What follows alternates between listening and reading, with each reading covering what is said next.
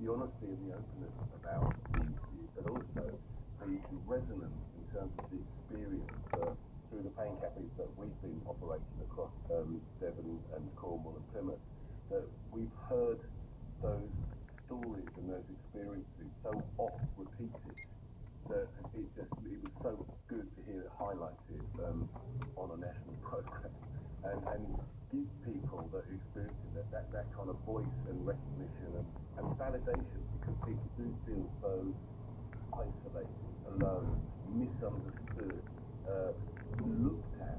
Literally, I was at a couple of cafes in Plymouth this week. People have described feeling that people look and think, why are you saying you've got pain when you're walking around, or you're doing this or doing that? People really do not understand it, and that interview on Thursday really did highlight the importance of expressing that to people. Can you explain how one of these cafes works?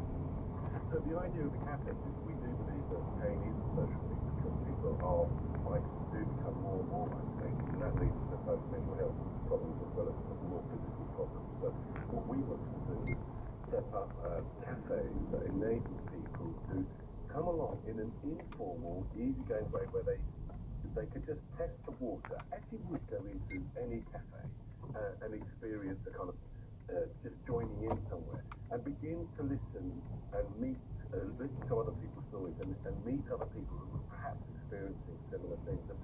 And what we offer them is a chance for them just to chat things through, hear those experiences, recognise that people are not alone in these experiences or in this sense of pain, and begin to realise that they can do something about it. And then within the cafes, we then offer ways in which people can rethink about how they manage their pain.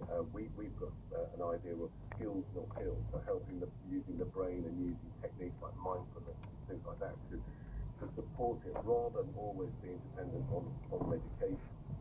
And also we do various things like yoga, it could be armchair yoga, Pilates, some sort of physical movement, so that it helps people just release some of the ideas they have about pain being very difficult all the time, and finding other ways to manage it. So the cafe is a social approach. It allows people to come in, and the most important thing that's come out of it for us is peer support. People have found other people experiencing similar issues and have been able to talk about it, feel like they have a sense of belonging, and then be able to move on and think about doing things differently, like changing their mindset. Just wonder about the face-to-face aspect of it, because there's a lot of stuff online these days on joint forums, information, almost too much information if you need to access something if you're in a situation like this. What is the difference that the face-to-face transferring of information and stories makes? We actually do run an online one as well, but I think the face-to-face is that real sense of being able to look at other people in the eye, a sense of belonging. I think you really do get a sense of community. A lot of the cafes now, they've been able to set up other relationships in terms of not only coming to the cafes on a regular basis, but they've set up other things like going on walking groups or going to meet each other for a cup of coffee, even asking people about where's the best place to get an MOT or whatever. So it's that face-to-face interaction that I think leads to a much stronger bond and a much stronger sense of belonging, a much stronger sense of community. And just very briefly, if there's a message you want to get to the Russian capital, in Moscow region and in Voronezh regions, again reflecting the seriousness of the situation. But I don't think the counter-terrorism regime in itself and these measures are going to solve things. What we are seeing is the Russian military pouring reinforcements into Kursk region, so more tanks and more artillery and more rocket launchers, trying to restore some control. It's difficult to know what the situation is right now on the ground. We don't know how many Ukrainian soldiers are there. On Tuesday, the Russian Defense Ministry was talking about 300 Ukrainian soldiers. That suddenly became 1,000 Ukrainian soldiers, and some reports suggest there are far more than that. We don't know how much territory they've seized, and we don't know what their final objective is. And is that a hint of what the Russian people are being told by the media of Russia as well? It's interesting because I was reading the Russian papers yesterday, and there was actually a grudging respect in some of the most pro-Kremlin newspapers to what the Ukrainians had achieved so far. So one popular tabloid described the Ukrainian assault as a strong move by President Zelensky that had had painful consequences for Russia. And another paper said the Ukrainian troops were fighting skillfully and daringly, according to the Art of War. Right, Steve, thank you very much. Steve Rosenberg, our Russia editor, joined now by General Sir Richard Schurrer, who's the former NATO Deputy Supreme Commander in Europe. Good morning to you. Good morning. Do you feel like this is a strong move from Ukraine? It's a brilliant military operation. Out of stroke, the Ukrainians have, in a sense, demonstrated boldness, initiative, seriously sophisticated planning. They've clearly put this together very over a period of time, achieved total surprise, and they've absolutely made monkeys of President Putin, and frankly, they've made monkeys of those defeatist elements in the West who've swallowed the Russian propaganda line that they can't be defeated, because this demonstrates conclusively that Russia can be defeated. So, would you assume this wouldn't be done without the confidence that it can be backed up for some considerable period of time? Well, you're getting into murky territory here. As Steve Rosenberg said, we don't know what the objectives are. We don't know yet precisely how many troops are there, and quite rightly, the Ukrainians, it's absolutely to their advantage to cloak the operation in the fog of war. But if you're going to do something like this, you either have to reinforce it significantly in order to exploit the gains you've made, or dig in, or at some stage withdraw. We simply don't know what the plan is, and quite rightly so. Does it put pressure on the West to come out with something stronger about its support for Ukraine? Absolutely, and this should send us again. The message for the West is Ukraine can do this if we continue to give them and actually double down on the support they need, because it's in the West's advantage. It's essential for the West. It's essential for Ukraine that Russia is defeated in Ukraine, and an operation like this, a bold maneuver like this, demonstrates that is entirely possible. And we should be ramping up that capability to build up a long-term Ukrainian offensive capability to really achieve what they need to achieve. When you describe it as a bold maneuver, does that mean that there are serious risks to the downside if it doesn't go out as planned, whatever that plan might be? Yeah, like in any military operation, there are risks, of course, but the key is to assess the risks, mitigate the risks, and ensure that risks aren't gambles. And it seems to me pretty clear that the Ukrainians have done that very effectively. Do you think this warning from the international agencies that we've heard previously in the conflict about potential damage to nuclear infrastructure may have an impact on Ukraine's plans? Well, right to warn it. Again, Ukraine will, I'm sure, take account of the impact of their operations, because they don't want their operations to be compromised by any accident involving a nuclear plant. But my understanding is that they're somewhere away from that, but we don't know. General Sir Richard Schurrer, former NATO Deputy Supreme Commander of Europe. Thank you. It is 16 minutes to 9. Let's go back to events in Gaza. Around 100 people have been killed in Gaza City, according to Hamas-run civil defense force. An airstrike on a school there being used by those displaced from other parts of Gaza has led to this terrible loss of life. Mohammed Taha from BBC Arabic joins us now. Mohammed, are we getting details of what happened and how the loss of life was so high? Yes, good morning, Johnny. The civil defense authorities in Gaza held a press conference a little bit ago, and they announced the current numbers. They said 93 people were killed, 11 children amongst them, and 6 women. They said that the 3 missiles targeted a prayer area in a school, a Tabarin school in the city of Gaza, and that caused big damage to this area. The Israeli military are saying that 20 Hamas and Israel describe as a command and control centre for Hamas itself, and this follows a pattern of Israel striking at what it says and what it sees as militant bases, with some disregard for who else may be around, because they see the priority as fighting Hamas and degrading Hamas and destroying Hamas. We wouldn't be able to confirm whether there were members of Hamas or not, but we cannot exclude this is a prayer where 300 worshippers were there, and Hamas is an Islamic ideological movement. If a member of Hamas would be in the vicinity, they would definitely be in the morning, doing the morning prayer between 4 and 5 a.m. in the morning.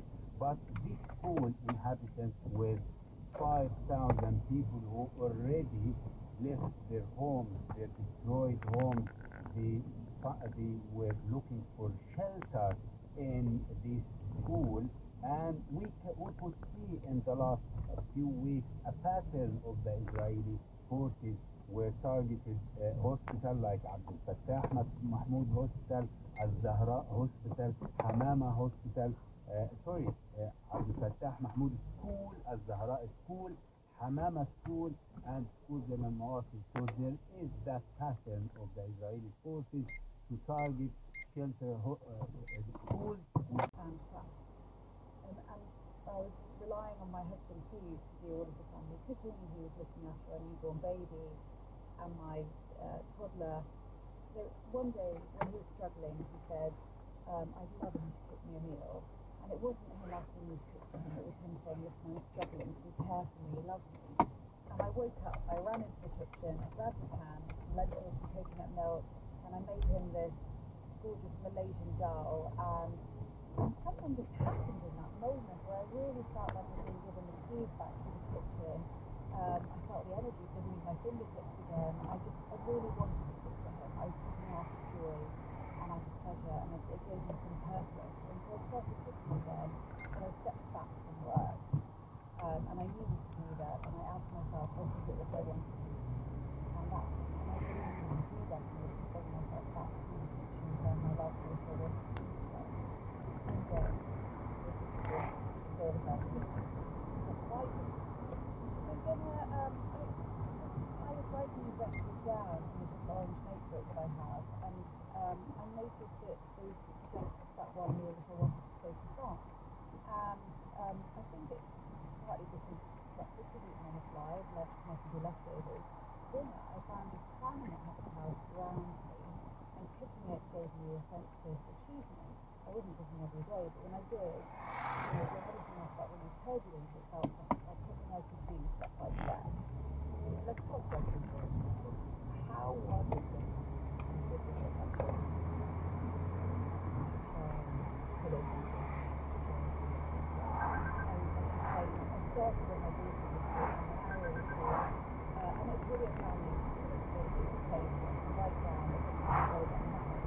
She's in the house, like their big baby, and I just started writing a little note in there. I found that it filled up the paper, and at first there was inside types of rice and onions, some toast, and so it wasn't really much of a creation, it was just things that I really liked eating. I feel like the recipes, previously when I've written cookbooks, it's been about until it doesn't turn and one dish that I must try with people, but it's for other people. Whereas this book is actually quite a selfish book, in that these are recipes that I like, the recipes that I wrote for me. But it's still work, you know, at the end of the day, just coming, so when we think about what goes into this fact, you're in a teacher's position, probably to be able to have a career that you love, is good. But then that becomes home. Yes. Now you're back working. But shall we say, the food, but is it different now? It is different now because, so I haven't written a book in 5 years, I should say, so it was a really organic process. I had to step back from that. And I think you're right, I think, how do you find the stamina for something that you have to love for? And I think that's where I thought, And this is where I found, cooking for joy actually gave me that pleasure and the peace of conviction again. And this was, I think, the key to it is that's where I started when I first started writing about food and family recipes, and it meant so much to me. And I think in the process of just working to relentless deadlines, I lost that. And I needed to come back to it. And so I am working now, but I try and integrate the recipes in my family life. And so it's not work and then food. So the recipes, there's a book I think are take that into account. So there's lots of many other dishes that I love to do. So I can still listen to my daughters telling me about the past 4 months. They come back from school. And or there's like lots of work dishes that I can just bung things into. But you mentioned your family there. Let's talk about this because they were living in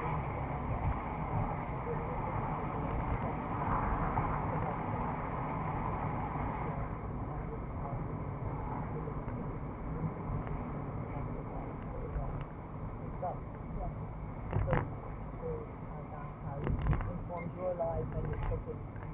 Yeah, it's been so integral to what I do. So my mum's family was very wealthy in Uganda, and they had to give up all their businesses, all of their money, and they came over to Scunthorpe, and so I was a job in store there in Uganda. And they would, still love cooking for the course, and then having summer cook for the family. And she would cook produce from the chef, and these amazing produce. Passionate into both of the dishes, and she cooked places from scratch, and like would come back in ways. And so this, I grew up in this cooking, not wasting. She taught me how to produce, make sure that perhaps the aubergines are green. She gave me a love for cooking, but she gave me a love of using everything, this and fashioning food and making magic out of food that is just very basic and very simple, like dusty lentils that might be sat in a packet in your store cupboard. But also she adapted to where she was living. And so she would make, instead of a mango chutney, she made a ball and pear chutney, a ball and apple chutney, because that's what she could get hold of. Or she would comb pheasants, because that's pheasants over the door handle. And that's how I cook now. Your mother didn't write any of the recipes down. She didn't. So I learned how to, that was terrifying by the way when she told me that. It's like, oh my goodness, like these recipes have been handed down for generations, and also I record them, they can die out. And so I went to go and learn to cook with her. And what was amazing about that is not only did I learn how to cook, but I learned that every recipe was a story. And it might have been, I grew by the roadside in Uganda, it might have been baked but it quality, there's something beautiful about that. It's like my camp was in Uganda and I wanted it to be there. And so it followed in that also what was so beautiful about it was that, food is a conversation starter.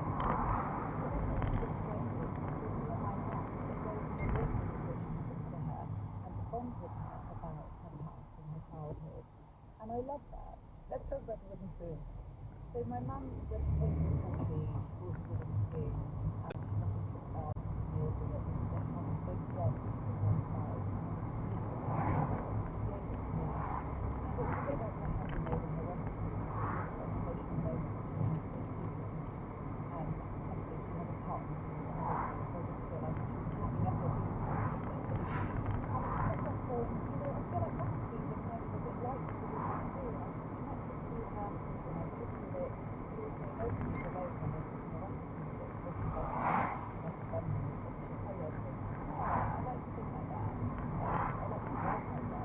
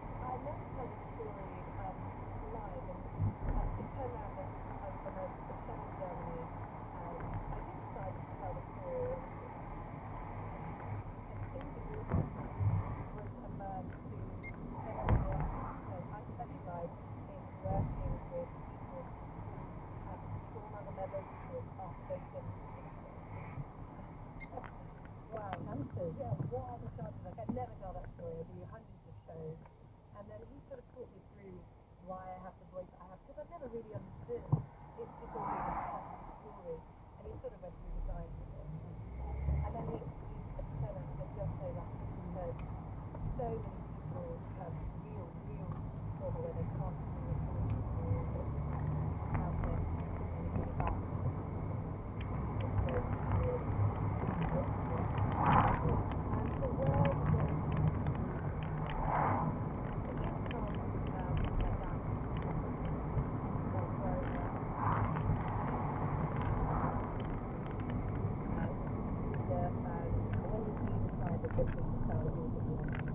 So I was in an indie band throughout my teens and in my early 20s, and then I then went to uni, studied psychology, and go on to become a counsellor.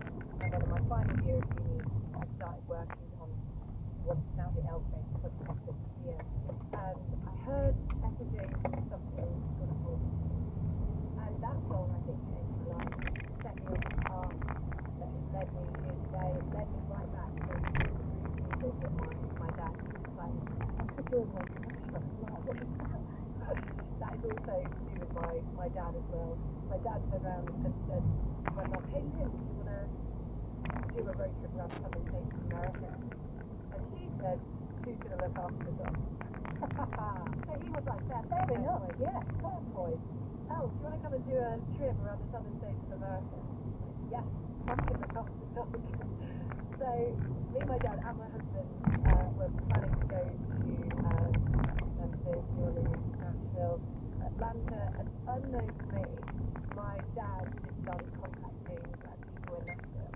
And at this point, I covered Taylor Swift's Shake It Off. And it was that cover song that got Brad Knowles interested. And he invited me over to Nashville.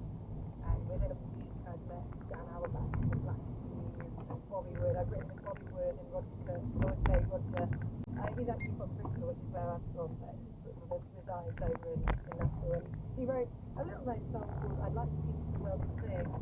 And I told him that. So yeah, I was writing with them, and then we ended up making Wildfire, my debut album. And then I just had this whole relationship with Nashville that I never in my wildest dreams thought I'd ever have. And here you are with your brand new album out. Yeah. Believe in the Young Growth. And you're going to sing live for us.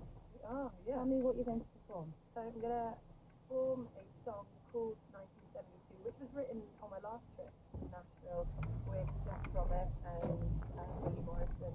And it's a song that is drenched in nostalgia, but it's actually a song for 2024. It's written about my craving to stop living through my phone and, mate, putting my phone down, yes, and living in the moment. How do we have to go back to 1972 to do that? Well, yeah, something like that. We picked a very cool era to celebrate. But, Well, yeah. I'll let you go and take your place at the microphone. And accompanying Els is Demi Mariner and his power. So this is Els Bailey performing 1972.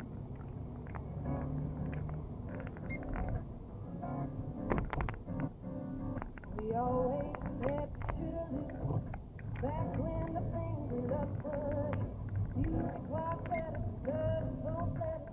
Oh, the cane in glass bottles and Polaroid stuck on the atlas maps on the back, blue bell bottoms and platforms with the trees. I'll take you there, find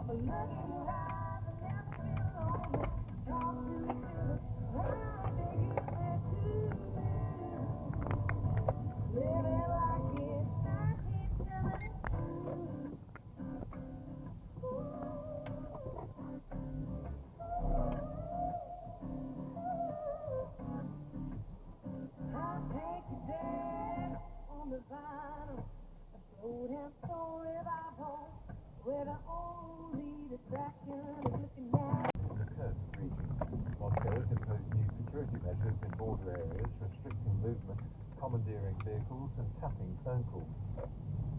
Police say that specialist officers are being used to pursue online influencers who they accuse of stoking the flames of hatred and division over recent days. More than 700 people have now been arrested in connection with a wave of rioting, and more than 300 have been charged. Many have appeared in court today. Olivia Richwald was at Liverpool Magistrates Court for the cases there. Andrew McIntyre, who's 39 and of no fixed address, is charged with encouraging offences of murder, believing one or more will be committed. He's also charged with inciting violent disorder online and possession of a pocket knife. He appeared in court this morning flanked by court officers and indicated that he would plead not guilty. A 16-year-old who can't be named because of his age pleaded guilty to assaulting an emergency worker, criminal damage worth more than £20,000 to a police vehicle, and stealing vapes worth £15,000. He will be sentenced in September. The parents of B.B. King, the youngest of the three girls who were stabbed to death in Southport, have said her older sister witnessed the attack. In a new statement, they said 9-year-old Jeannie had shown incredible strength in dealing with what had happened. Transport Secretary Louise Haigh has said she will not hesitate to take action if the train operator cross-country fails to improve its performance. She's approved a reduction in its services, but in a letter to its bosses, she expressed serious concern about the firm's substandard performance. Cross-country has blamed the backlog of training required by drivers, which it says has been exacerbated by strikes. Team GB is still on track to add to their medal pool on the penultimate day of the Paris Olympics. There are hopes in the track cycling, the artistic swimming and the taekwondo. China completed a clean sweep of golds in the diving this afternoon, but Team GB's Noah Williams took bronze in the men's 10-metre platform. He'd already won a medal with his synchro partner Tom Daley and was delighted to add another. It's literally a dream. Obviously, I said that last time for secret, but like individually winning a medal, doing it yourself, you know, it's obviously a whole other level. I was just able to literally do what I had to do to get the medal. One of my dives has been great, but overall, obviously, I'm so happy and I can ask for more. Banksy has confirmed the 6th artwork in his new animal theme collection across London. It's a silhouette of a cat on an empty, distressed billboard in Cricklewood. The street artist revealed an artwork yesterday which features pelicans pitching fish in a sign outside an East London chip shop. More than 70 Palestinians are reported to have been killed when an Israeli airstrike hit the school where they've been taken shelter in Gaza City.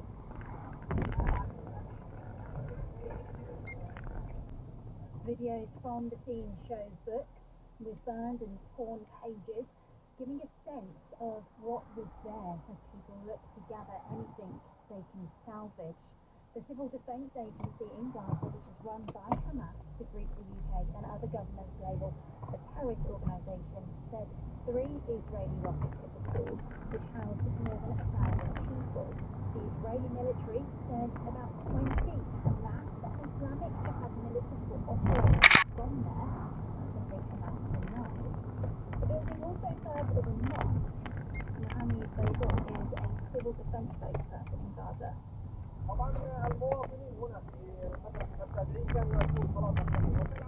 says the citizens staying here in Albany School were performing the Fajr prayers, early morning prayers.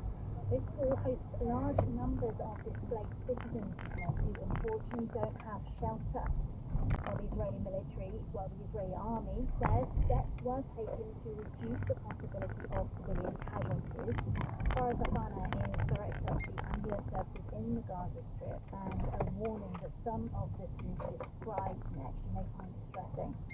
هذه مجزرة، هذه إبادة جماعية بحق المواطنين الآمنين. The question is, what does this do to the prospect of a ceasefire and possibly the return deal? Talks have been significantly set back by developments in recent weeks. And a lot of the international community has expressed horror, concern, dismay and anger at what's happened. The strike happened a few days after Qatar, US and Egypt took the highly unusual step of urging Hamas and Israel to agree to some sort of ceasefire deal, and talks were penciled in for this coming Thursday. Israel had said it would send a delegation. We didn't know what Hamas was going to do, but it will be very interesting to see what happens now. And in particular, we heard from Egypt, which was one of the big mediators here, just condemned the strike and said this strike completely reveals, in their view, Israel's lack of political will to really achieve peace. Danny here, our correspondent in Tel Aviv. Thank you. Well, this afternoon, the Foreign Secretary David Lammy has tweeted, says appalled by the Israeli military strike on Yalta school and the tragic loss of life. Hamas must stop endangering civilians. Israel must comply with international humanitarian law. We need an immediate ceasefire to protect civilians, free all hostages and end restrictions on aid. That's from David Lammy. Well, ceasefire negotiations are due to resume again, as they were saying, on Thursday, but what will they look like and will they succeed this time? Jan Egeland is Secretary General of the Norwegian Refugee Council. He was formerly State Secretary in Norway's Foreign Office, during which time he worked on the Oslo peace talks between Israel and the Palestine Liberation Organization. And Jan, grim news from Gaza today. Just firstly, what have you heard from your staff there? What we hear from our staff, and we have many people inside Gaza, is that there is no safe place across Gaza. Israel has now said that everywhere except 14.5% of the Gaza Strip is a free firing zone. 14.5% safe area. Even there they are attacking. So we are angry. And we are not understanding the astounding impotence of the diplomacy of the Western powers that are providing the arms for this constant attack on civilian targets. Well, we'll come to diplomacy in a bit more detail in just a sec, but I mean, in terms of what's happening on the ground, the IDF says it targeted the school because it says there were approximately 20 Hamas and Islamic Jihad militants operating from there, and we know that getting rid of Hamas has been Israel's aim from the beginning. And Israel is bound by humanitarian law like any other nation on earth, and they're supposed to show caution, proportionality in distinction between civilians and military, and so is Hamas supposed to do. If there were 20 Hamas fighters, maybe there were 0, maybe there were 20 as it was. There were thousands of civilians there. So of course it's a war crime to smash a school with 1,000 civilians, even though there might be people that are belligerent that they can attack, not in the midst of civilians. And Israel says it took the precautions to limit civilian casualties. Where does this leave then, coming on to the negotiations, where does this leave things? I mean, as well as what we've seen here in this strike, the former head of Hamas, Ismail Haniyeh, was killed last week, largely assumed to be by Israel, replaced by Yahya Sinwar, who is considered to be more hardline than his predecessor. I mean, where are the two sides? Are they further through the diving? 8 goals, 8 events for the first time. But it's been a quite brilliant games for Britain and Northern Ireland. 5 medals. It's Team GB's best return from any Olympics in history in the diving.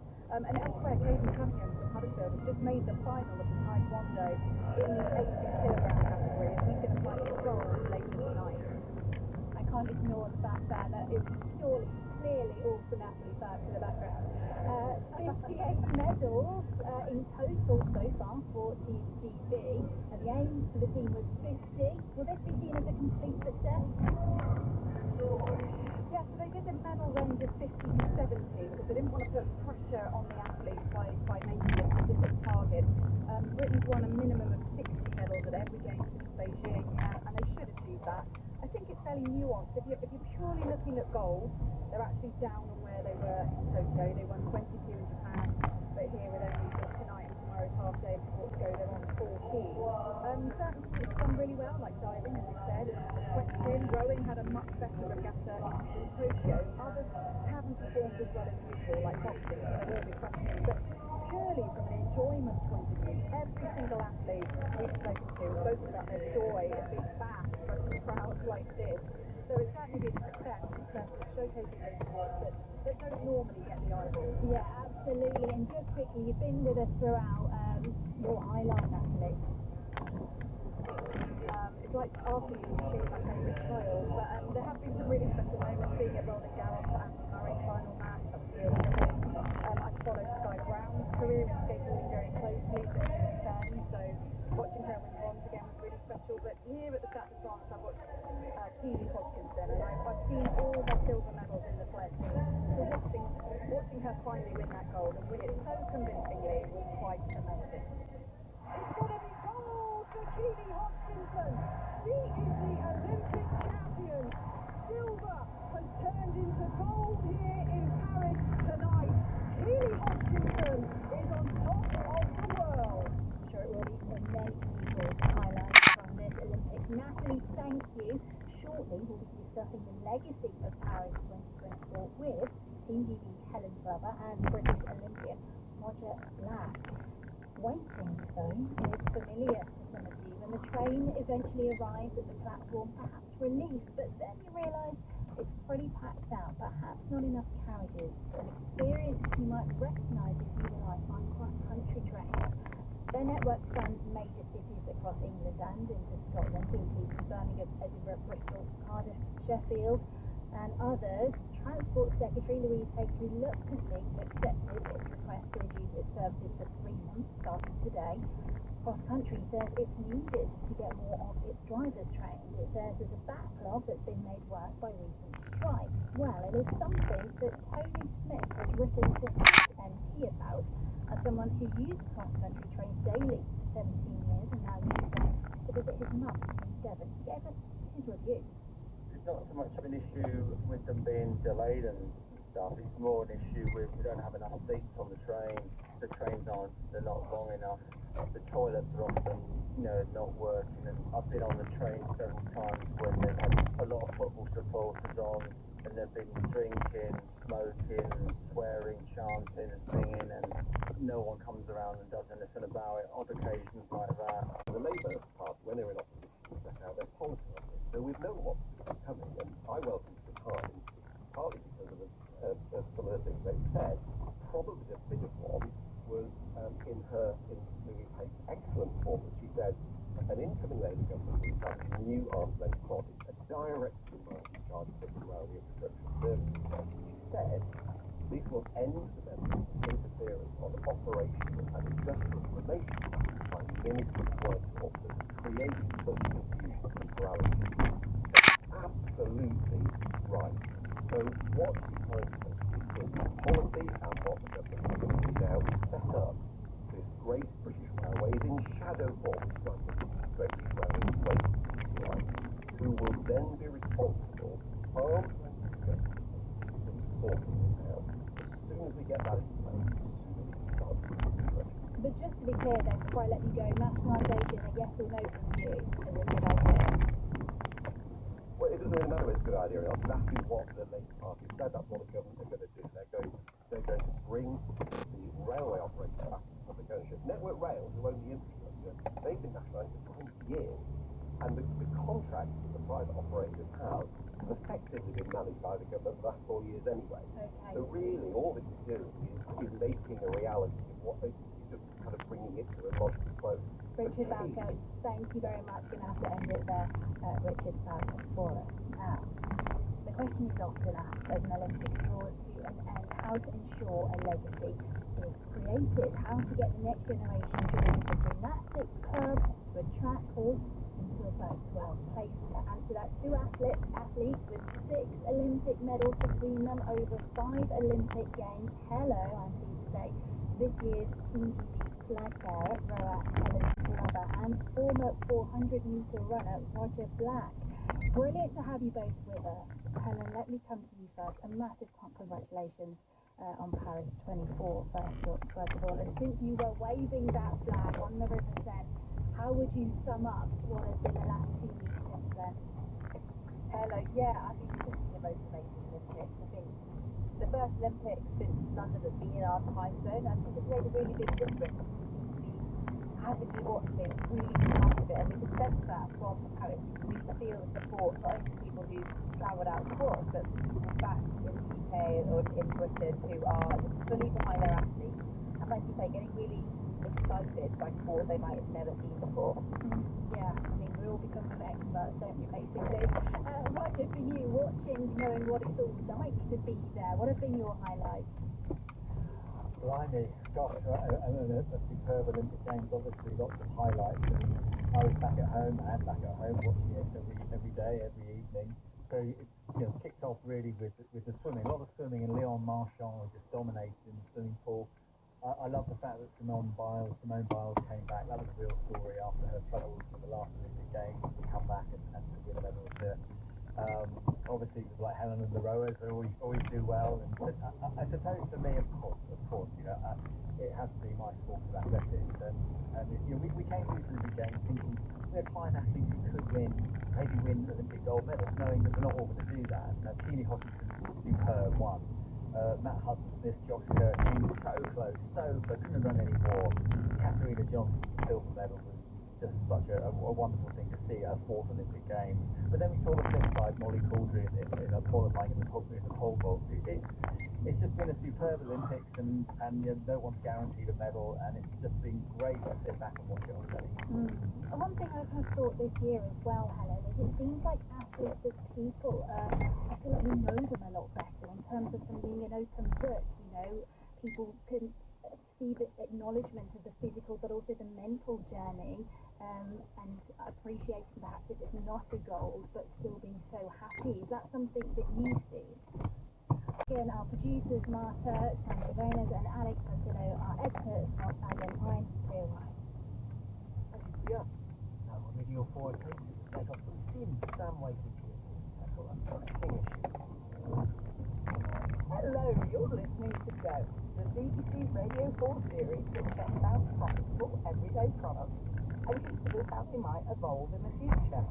In every episode, we hear from industry insiders on game-changing developments in the life of our chosen product, get a glimpse of the business behind it, and discover where the smart money's going to take it to the next level. I'm Sam White, an entrepreneur who's always well turned out, and that's what today's product is all about. Because wrinkled clothes are not a good look, and if you care about that, you might feel you need an iron. Tom, hi. How are you doing? Hello, Sam. Hoping we can avoid any wrinkles in today's recording. Tom Cheesewright is our resident technology expert and applied futurist. I'm looking at what you're wearing, Tom, and I have to say the jury's out on whether you actually possess an iron. Whether or not I iron really depends on the occasion.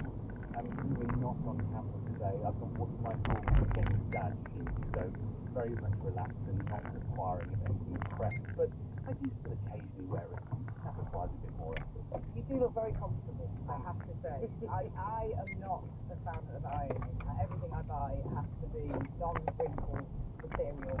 I might not be a fan, but humans have been ironing for centuries, haven't they, Tom? This is probably one of the oldest inventions we've looked at. People have been trying to make fabrics for about 40,000 years, although that could have probably been better done with a rock rather than an iron, because heating up rocks in a fire usually just smooth out animal hides. But yeah, for about 100 years now we've had something that looks like what we know as the iron today, something that heats up electrically and makes steam.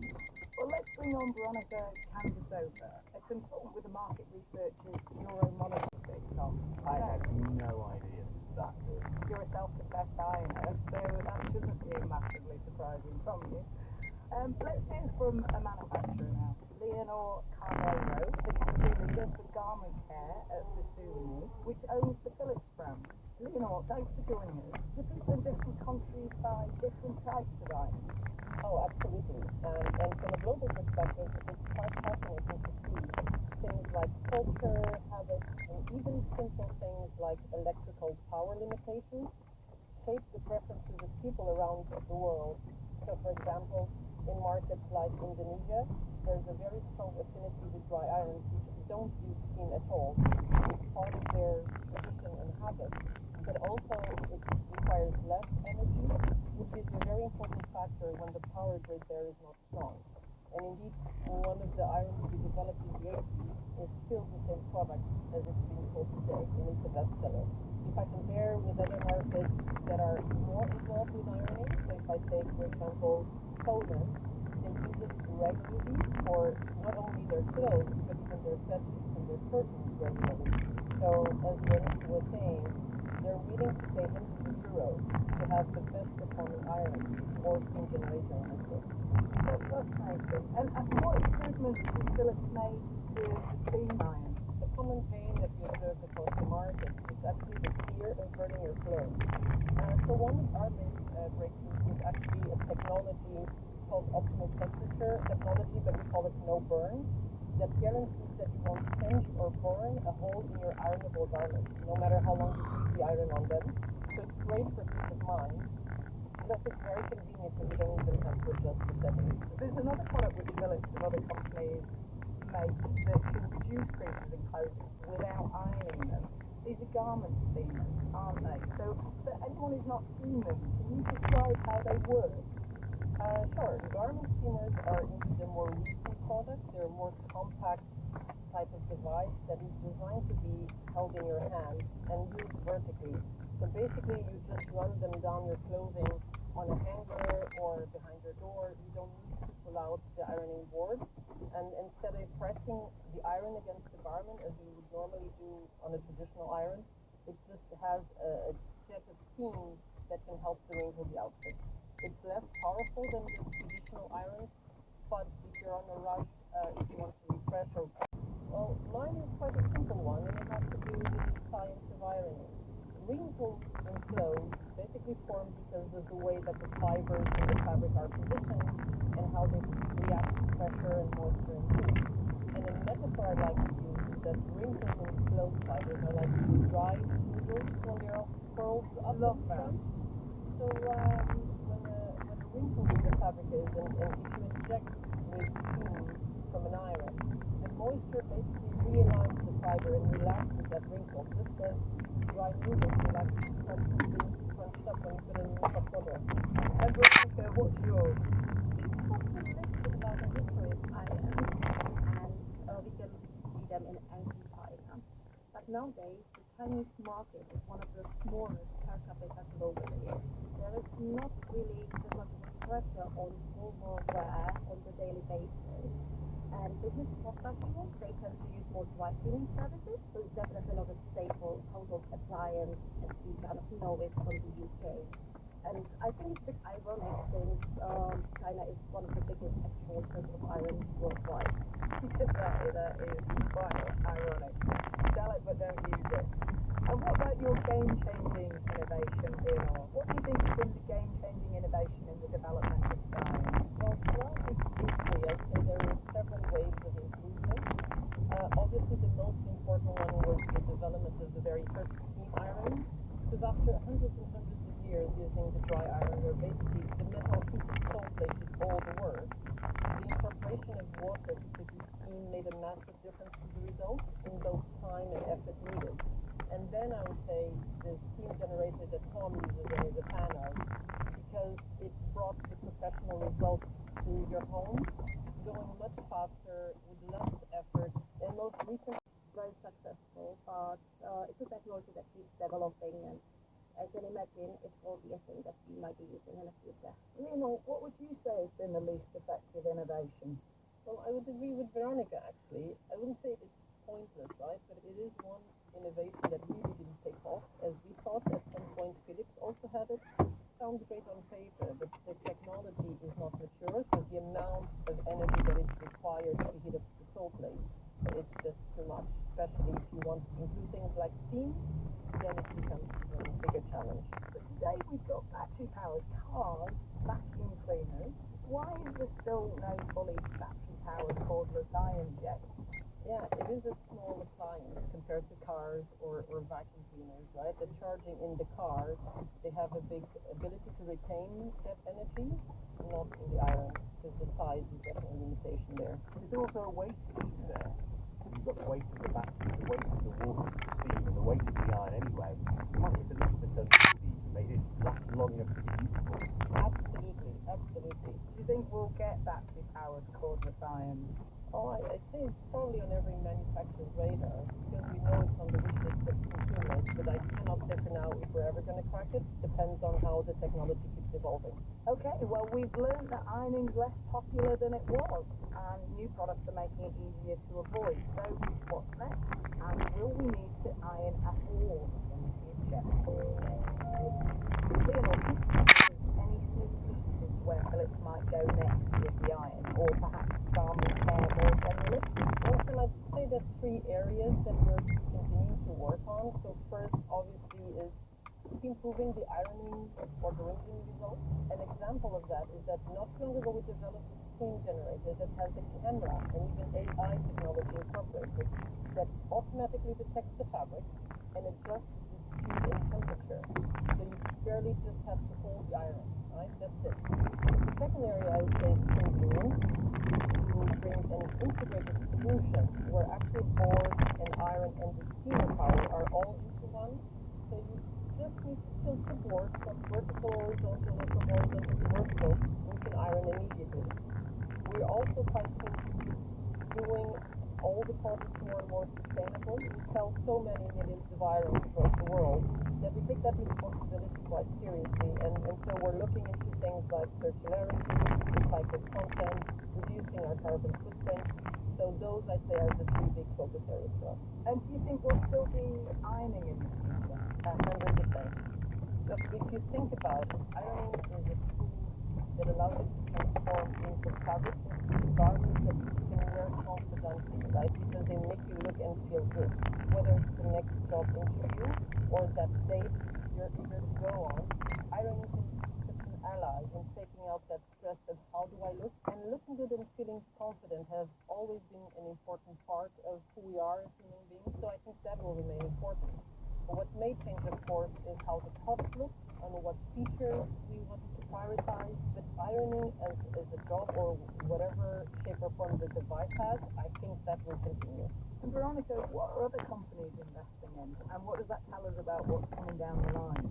What we have noticed is that manufacturers are really investing in something called steam cabinets, which I would describe as a kind of home alternative to dry cleaning. It looks like a full-length cabinet. It has hangers. What had been a place of refuge, suddenly a scene of carnage as 3 missiles hit. Eyewitnesses who said a fire broke out immediately afterwards described their horror. There isn't any safe place, this woman cries. No place is safe. And her face creased with tears. Her 3 of her sons were killed. I'm 80, she said. I've never seen anything like this before. The way they're bombing us, it's like an earthquake. The Israeli military has confirmed it targeted the school, which it claimed had served as a command center for Hamas and Islamic Jihad fighters. A UNICEF spokesman, Salim Owais, who says he visited the compound 2 days ago, described the attack as outrageous. All those schools are really packed with civilians, children, mothers, and families who are taking refuge in any Against protesters. Japanese officials are urging people to avoid hoarding after they issued a warning to be prepared for a possible mega earthquake. Supermarkets have been reporting shortages as sales of bottled water, preserved food, and disaster kits rise quickly. The warning was issued after a quake with a magnitude of 7.1 struck the south of the country on Thursday. Will Leonardo reports. Japan's first ever mega earthquake warning has exposed many people to action in recent days. With wall-to-wall media coverage and government reminders to restock essentials, many have found it too successful. Pictures of empty shelves are becoming more common. In Tokyo, which is outside the earthquake warning area, supermarkets say sale restrictions are imminent. One blames quake-related media reports. Shortages have also been seen in heavily populated areas of southern and western Japan facing the Nankai Trough, where scientists say a mega quake is more likely than usual. Government ministries are now urging people to buy only what they need. Nankai Trough earthquakes are hinting at a 90 and 200 years and are usually accompanied by huge destruction experts say that while the risk is elevated, it's still low. On the penultimate day of the Olympics, Team GB have won a bronze in diving and are guaranteed at least a silver in Taekwondo. With more on the final push from 7-6 penalty shootout win over Manchester United following a 1-1 draw after 90 minutes.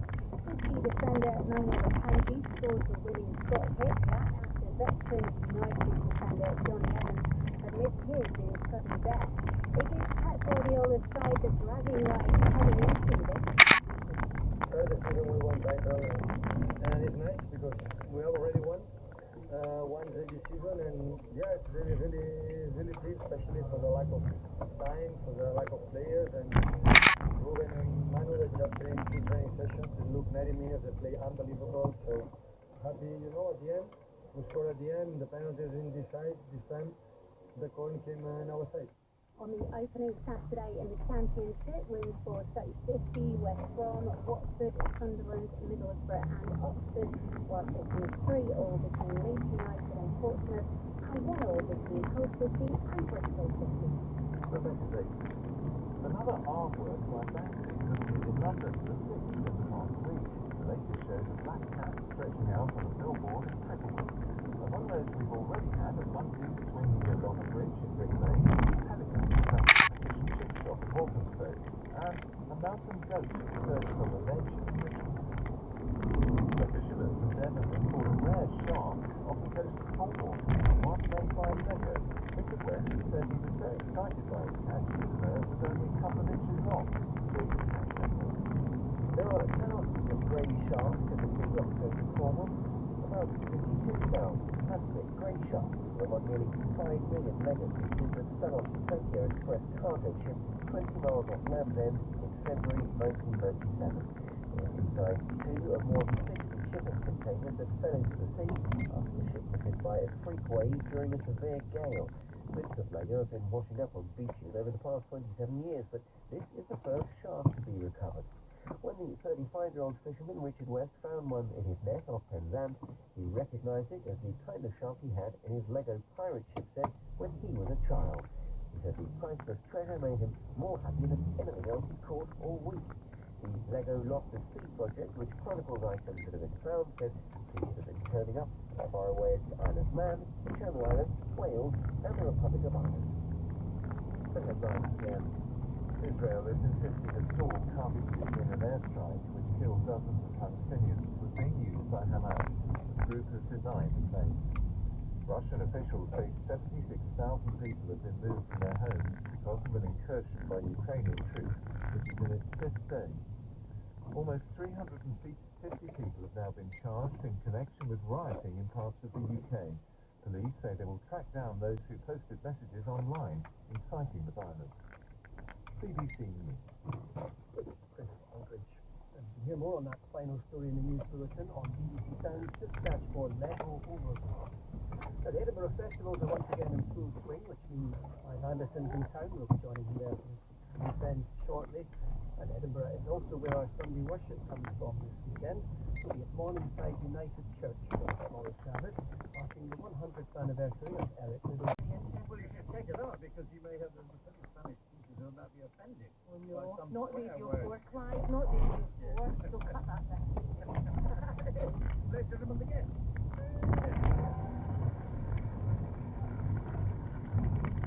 Let's start with Bobby Dabro, who in a lengthy career as an actor, comedian, all-round entertainer, has appeared on TV, comedies and dramas, sketch shows, singing, dancing, doing celebrity impressions. In addition, he once had a regular role in EastEnders, and in recent years has become something of a stalwart in the world of pantomime, or was. But this year's spring, Bobby, you've brought us your own one-man stand-up show. Everything is funny if you can laugh at it. Yeah. So, a stand-up show like this, an hour-long show, or thereabouts, have you done that a lot like that? Over the last 6 years. A lot of people probably don't really know that I do stand-up. It's very much part of what I do, and it's getting harder because of my generation. I think they should bring a show back into my generation. Don't you? What could they call it? Still Alive at the Apollo. So, the essence of, to describe your show to people, it's a bit like what a bridesmaid's have at a wedding. It's There's something old, something new, something borrowed, something blue, and every time borrowed, so it's blue. Yeah, I've been doing it for 46 years and I love it, and that's part of it. And it's, I recently had a stroke now. In January I had a stroke. Yeah. And laughter I found is the best medicine. Yes. Everything, really. Apart from erectile dysfunction, that's just cruel, basically. Well, that's not something I have to worry about. Touch wood. But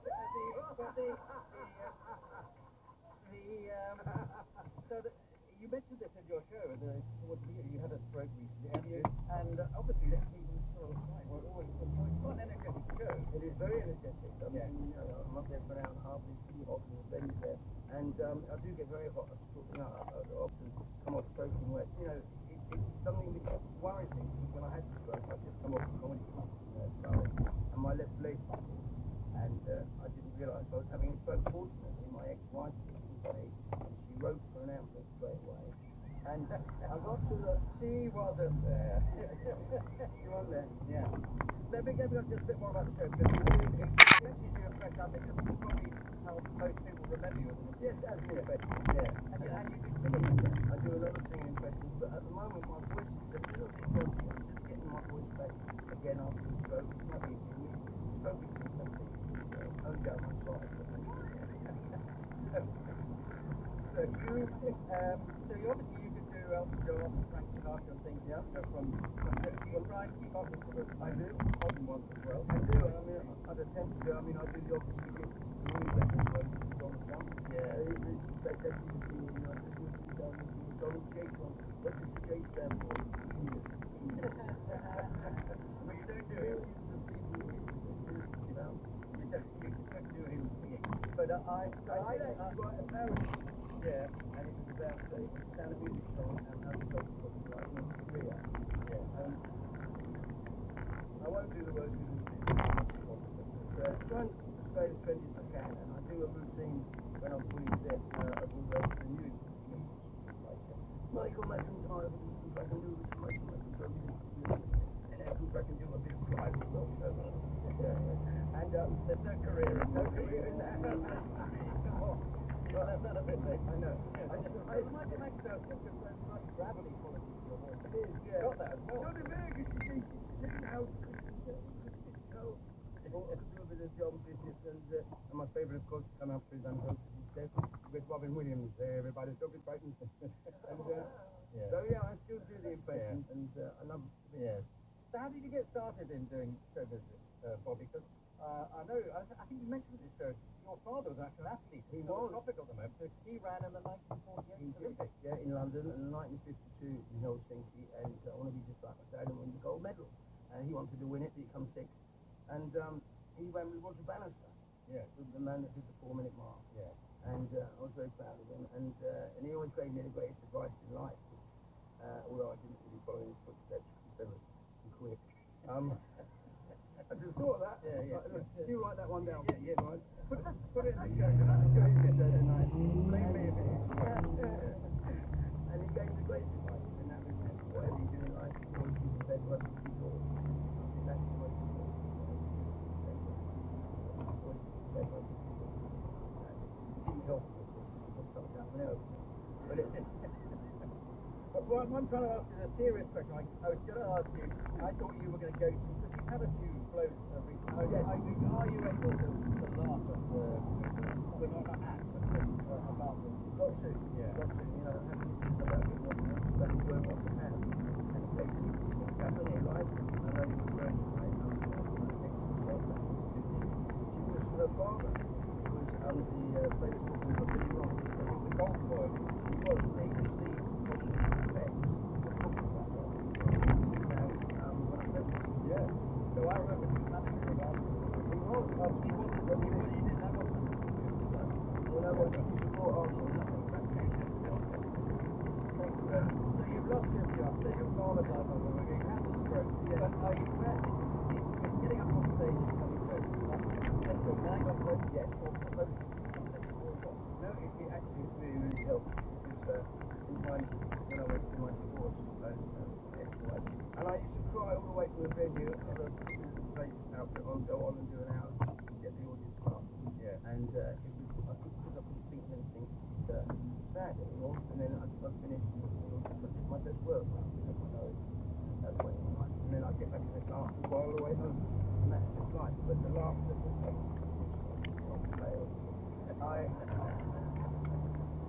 I value, and I'm very grateful for every time I do it. And as a lot of people say, he might be rubbish, but he's the best in his class. But I bumped into you in Edinburgh 4 or 5 years ago, and you weren't performing then, but you were in a bar and having a drink, and I discussed with you, what is this the place that you want to become a performer? Because there's lots of different styles of comedy that has your traditional side. I am isn't represented that much. Not that one I was still alive, I'm the only one that's still going, basically, and I'm not embarrassed by it. In fact, I'm very proud. I've learned really what to do, and people still laugh at me, and that's why I think the show, everything's funny, people laugh at me, and I still seem to have an audience, especially after what I think actually it's real.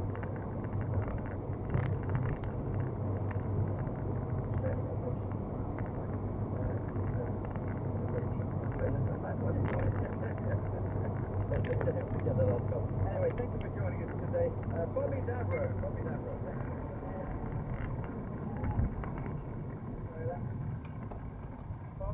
Bobby Davro, everything is funny, you can laugh at it.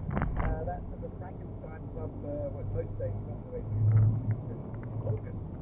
Now let's turn to Joe Mango and Louis Abbott and other singers and writers who created the stage musical show A Giant on the Bridge, which offers an insight into the difficulties convicted criminals have who are already going into prison and coming out again at the end of their sentence. So the songs that you're performing together as a sort of half a dozen, if you want to say, they've been developed with prisoners in sessions in jail. That's right, yeah. And not just in prison, but constellations of people who are affected by someone being in prison or coming home to their families who work in the system, victims of crimes, and think about that quite differently. Yeah, sure. But I think everybody agrees, essentially, that the job of rehabilitating prisoners is not done very well at the moment. Do the prisoners themselves have any theories about how things can be improved? We went through this story something really looking out of that, and what we found was that people wanted to write songs that were bridges. That's where the Giant on the Bridge comes from. Because they recognised that if things were going to happen when they came out of prison, then they needed to make up with their family, and they were going to need people when they came out. And I think what we discovered was that it's not so much.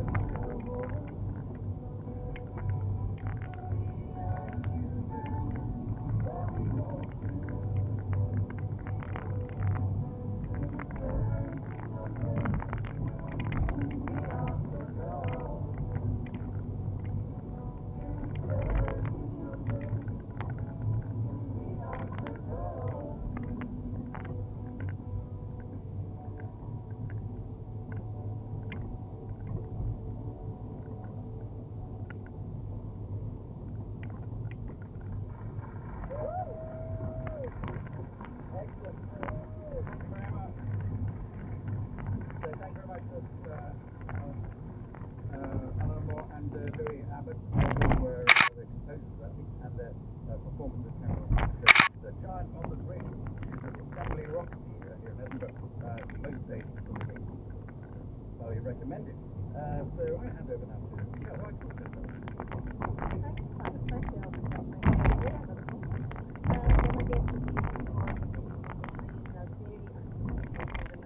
Daughter of a photographer father and a soap star mother, Lara Vicotti is a multi-award-winning performer who is back with a bang in a brand new show at the French called, it might be my favourite title ever, everyone, Little Tiny Wet Show, Baptism in Brackets.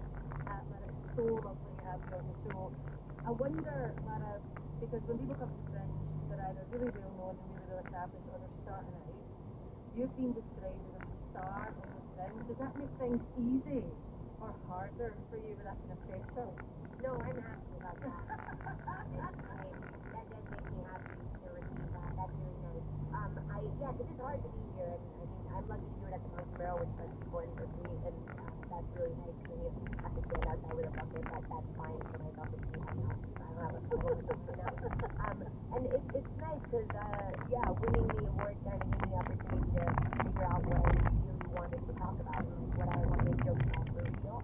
I think it's really hard when you have to figure out like who you are as a comedian and tell tickets at the same time, and to really they pull you towards two different places all the time. And the award kind of gave me the opportunity to say, hey, people are going to come. You can just kind of figure it out. You can be silly or stupid. You don't have to prove that you're funny. You believe it already, which is wow, that's amazing. And yeah, it really opens a lot of doors and possibilities. I'm writing stuff I probably would have never written.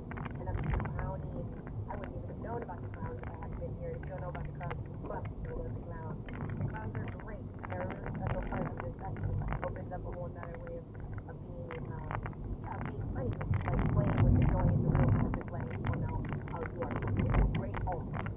But there's another part of it that I'm like discovering because I've had the opportunity to come and ask for the show. I love that because I'm always really interested in that pressure as opposed to what it makes it, but even just sitting right next to you, it's just the positivity, it's just like kind of washing over and goes, so I love that. So when it all started for you, because you do come from, and I mentioned it in that intro, growing up, it wasn't probably a normal childhood that you have with your social media. You had this kind of small bracket, photographer, so did you always want to get into this kind of industry and this media industry? No, because I'm a middle child. I studied political science. I moved to the Netherlands and studied political science. My mom does soap acting, but it's a very interesting world, soap acting, and in Mexico it's like a very central part of the culture. But it wasn't something that I was like, can't wait one day. No, I was like, well, that's interesting and cool that my mom does that. But Mexican soaps are, you know about all those freaking stereotypes. When you're talking about soap operas, Molly, yes. Standard, which is one of the but that's top different. soap in Yes. What, everything as well? This was our hobby system. So I was a head nurse for many, many years. I only did pretty much. My girlfriend from so I'm sure you can't. It's very hard work to go in there every day with 30 lines. You don't have much of a life. Yeah. So I don't know your mum's background. She was in many. She started like she was a teacher when that was her big goal. She was a teacher and became like a beloved teacher. But these are Taylor and Taylor. Right, then I fall over this and then some. Do you have this experience of growing up? You didn't want to do it, but you have your sister, right? Did you actually get into world comedy? Yeah, she told me about improv. Improv, that's the most fun thing of all time. Some people I love how you say fun, everybody else is terrifying. It's like the worst nightmare. It's so fun. You get to be so silly. You can do whatever. You can really play. And I was studying politics, and I was like an activist, like leader rebellion and stuff. I was doing a lot of serious stuff because I was 20. That was what I wanted to do. I went to a whole time that I started to play. I was like, oh no, I'm gonna be doing that instead. And now I just do silly jokes about just oil and stuff, but I do include them, and that I think is important. And yeah, it was really good. She brought me into that. And also I was in the Netherlands, so it was a really different scene. And I was kind of outside of the British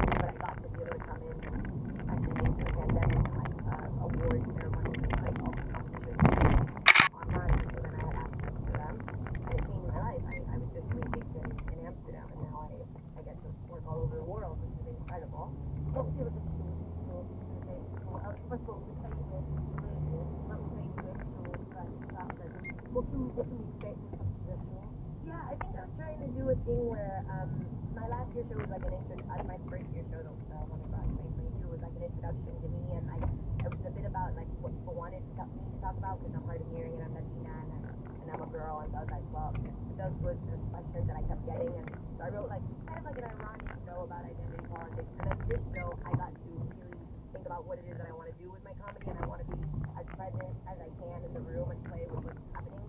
So if the audience gets the name really early on and the audience dies at the end, of course that they do, because they'll never be the same group of people together again, hopefully. So great. And they get a tombstone, so I have like tombstones of all my old audiences, and so it's about me trying to make a show for this specific audience every night. And so I talk about relationships, I talk about my relationship, and how I studied couple therapy when I was 25. People say it's too young, but not if you need it. And I think it's a really good time to start couples therapy. And I talk about that relationship, and then I talk about my relationship with the audience, which is the one that I'm trying to keep alive. You do the same show again and again, and it becomes dead sometimes. You're dead behind the eyes, and that's the worst thing to feel when a bunch of people are looking at you. It feels like an opportunity. Much time possible on stage. Yeah. And I didn't know what that would be necessarily when I was a teenager. But you studied international politics. Yes, I did. Yes, I did as well. Though I'm the youngest child. So. But did you imagine you might have had a career as an ambassador of the United Nations or something? Well, I thought I maybe did think that for a bit, but then a lot of people afterwards started doing things like that. I said, oh, placement in the foreign office. I said, oh, well, I have a novel. Well, you started releasing music, didn't you? That's right. You've done a lot of things in, what, a dozen years since then. You've toured America, you recorded on the Isle of Mull, you supported Travis on tour. Any other highlights that stand out? All of it. Well, I've been over the past couple of years releasing a new album in a week's time, and that'll be the third in 3 years.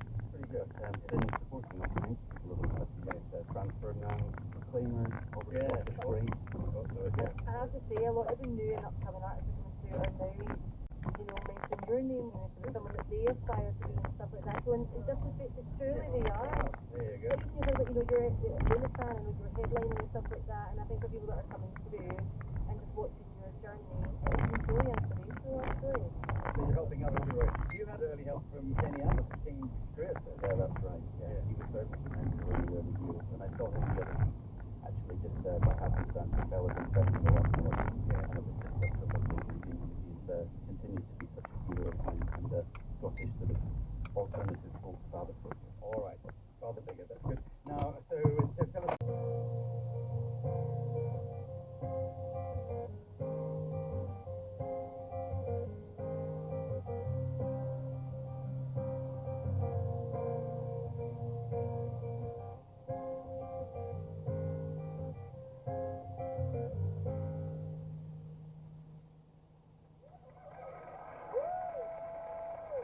Thank you very much. Thank you, Hamish. Well, Hamish Cork's new album, A Firmer Hand, is out on Friday the 16th of August, and Men Like Wire is already out of the singles you mentioned. He's travelling the length and breadth of the country at the moment, including gigs in Glasgow, London, Aberdeen, Manchester and Sheffield. Let's come now to the actress, writer, director, Virginia Gay, well known in Australia for prominent roles on television too. We've mentioned a few of those, but known there and here for work in live theatre as well, including starring in a stage musical version of Calamity Jane. She's on stage here in Edinburgh now in her own version of Cyrano de Bergerac. I always want to say Cyrano, but it's Cyrano, isn't it? De Bergerac. Virginia, you're retelling Cyrano as a woman, played by you. Now, why did you want to do another version of this story? Because this is a very popular thing to do. It is indeed. It's a very popular story, and it's popular because it's a great rom-com setup. Yes. There's somebody who thinks they are unworthy of love because something about their body, they've decided that they're not worth it, but they make themselves the most interesting person in the room. They fall for a brilliant, beautiful woman. Yes. That woman falls for a handsome dullard. Let's call him a dullard, shall we? I use many other names in the play. Yes. And so that idea of that iconic love triangle is such a beautiful setup for a rom-com. And what of course happens in Cyrano, in every Cyrano, is the idea of like writing the story for this beautiful man to seduce this incredible woman. Yeah.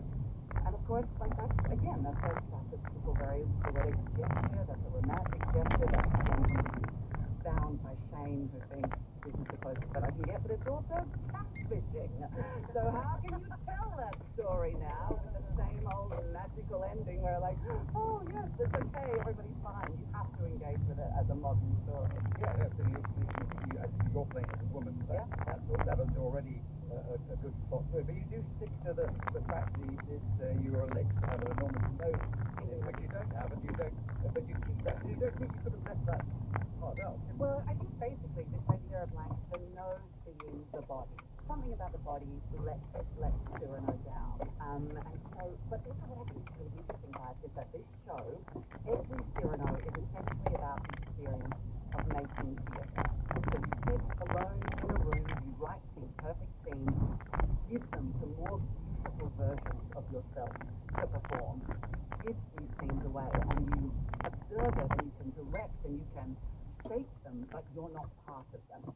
And the way that we build them, well, simple phrases, but they still have magic in them.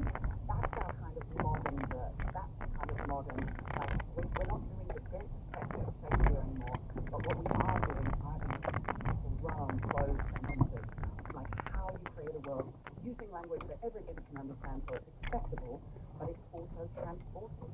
But you've mentioned in passing your various other things that you've done in soap operas and other things. Were you the whole time when you were doing that thinking, oh, I want to do something else? Or do you enjoy every aspect of the theatrical and acting world? It's a very good point. I think I always love the thing I'm not doing at the time. Oh, yeah. Like when I'm on set, I'm always like, well, it's great, it's really great, but where's my audience? Yeah. And then when I'm on a stage, I'm like, we're doing it again?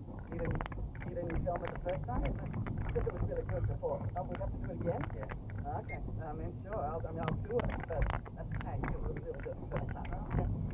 Michelle is politely waving at me. I either mean to stop or I want to say something. No, only because when Virginia walked in the room, I just did one look and was like, oh my goodness.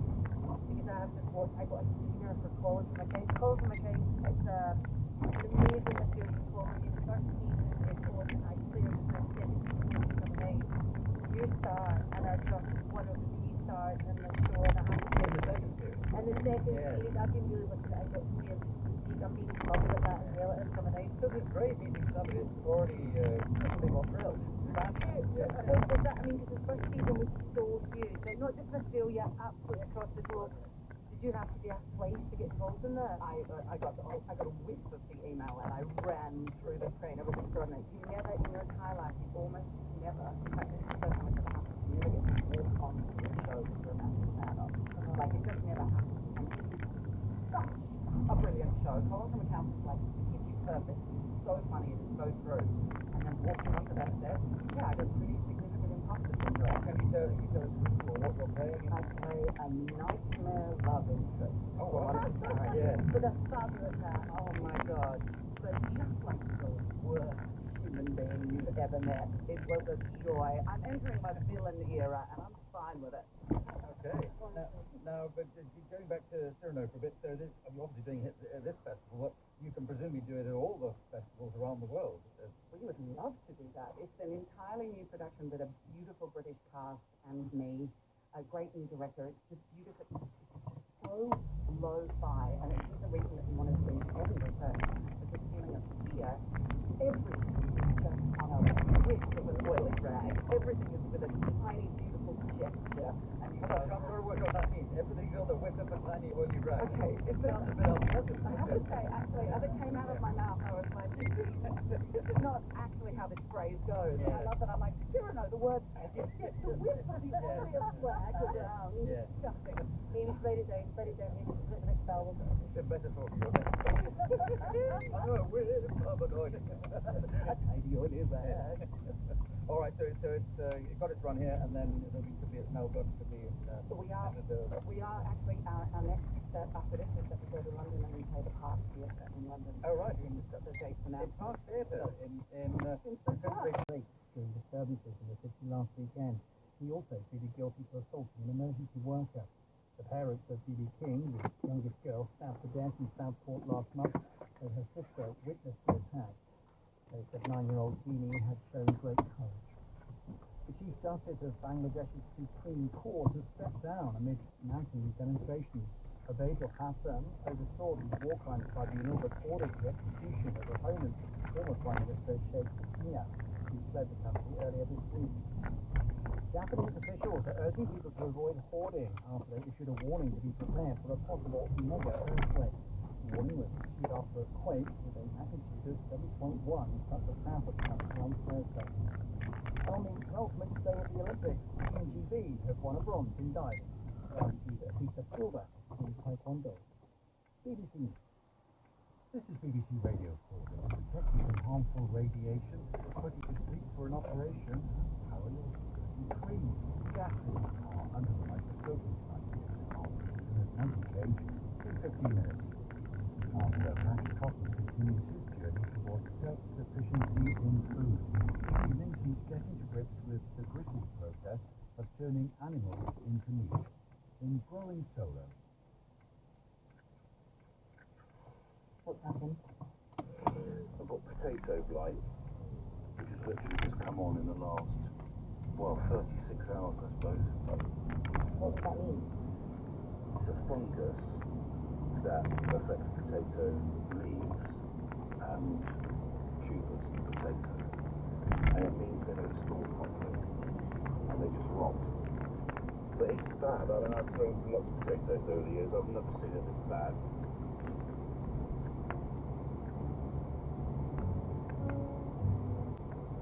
My name's Max. I'm a retired political journalist, and I'm spending a whole year only eating what I produce on my small holding in Somerset and nothing else. Why? Because I feel that we've become completely detached from nature, from the food we eat, and the way it's produced. What caused it? I just don't know. The only thing I can do is what I'm doing now, which is cutting off the leaves, putting them to one side and bury them or burn them or get them out of the way of the rest of the compost. And now just leave it for 2 weeks, because the spores are on the soil, and if I disturb the soil now, then the potatoes get spores on them and then they won't store. But whatever happens, I'm going to run out of potatoes. No question. It's now autumn, and October means getting a crucial staple, my potatoes, into store for the winter. Producer Tess and my son Will are getting them in. Have we got any decent potatoes? Some of them are green, some of them are very small, some of them I picked through. I was digging, Dad said dig them in nice straight lines. I can see Dad dig everything up all at once. He came out and nearly had a heart attack. These are just, they're like, look at that. You don't want that. Not even Dad would eat that.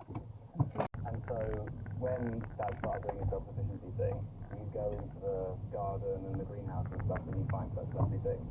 It's not too difficult to pull things together.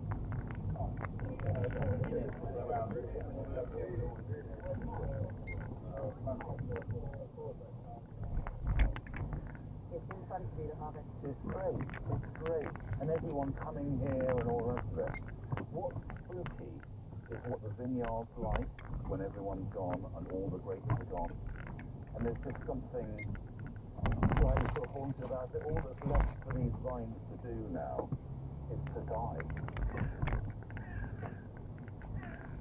So what can we expect the next couple of months? I've got to get preserving, I've got to get bottling, I've got to get making jams and chutneys and all that. All I've been doing is just chucking things in the freezer or trying not to think about it. I've been so busy. We used quite a lot of our ingredients today. We used quite a lot of potatoes. And as Ollie was dishing up and everything, I was thinking, oh my God, that's quite a lot of food that everyone's chugging, 30 meals. And it's made me think that I really want to kind of wrap my arms around it and start some potato a little time. Because it's a long way till next September.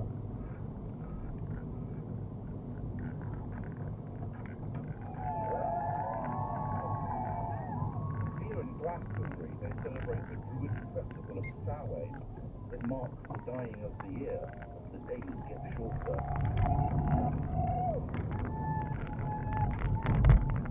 Back in medieval times, it also meant the mass slaughter of animals as the grass died back. fairly easily through the winter. We had beef stew to feed the grape harvesters, because built into my year of food self-sufficiency was the slaughter of Buster, who was Brenda's calf from early last year. I've been worrying about it for weeks. You haven't wanted me here the last few days. No. Can you tell me a bit about what's been going on?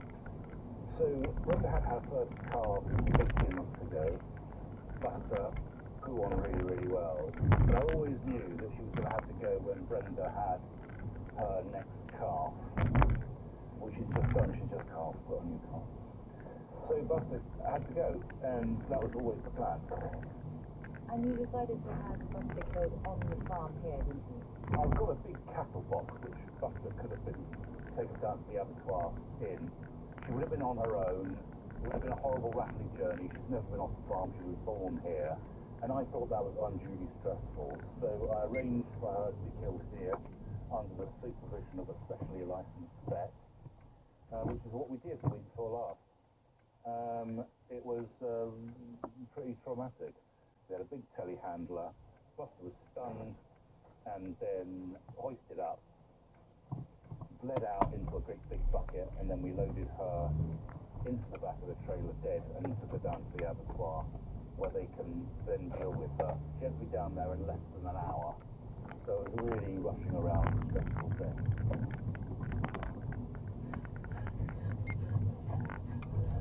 Oh, so we go around there, we find the joint, and then round the elbow, and then we cut round that bone. And you should be in a position there, you push down, that will break straight up. The carcass of my heifer has been delivered to Paul Jeffrey, a local butcher. Turning what is called in the trade a body of beef into 2 years of meat for my family is a huge task. I can't eat all of this on my own, much as I'd like to. I've got to share with my family because it's going to be another 2 years. Yes. And we have another one to kill. So we've got to make it last. What's the best way of going about doing that, do you reckon? Well, I'd say everything would they be cutting is they'd be whole cuts like they used to have in sort of 50s and 60s. So we'd have things like whole back ribs. Waste vegetables, so poultry. And so you've got a nice, efficient farm that's holistic and producing a varied diet for me.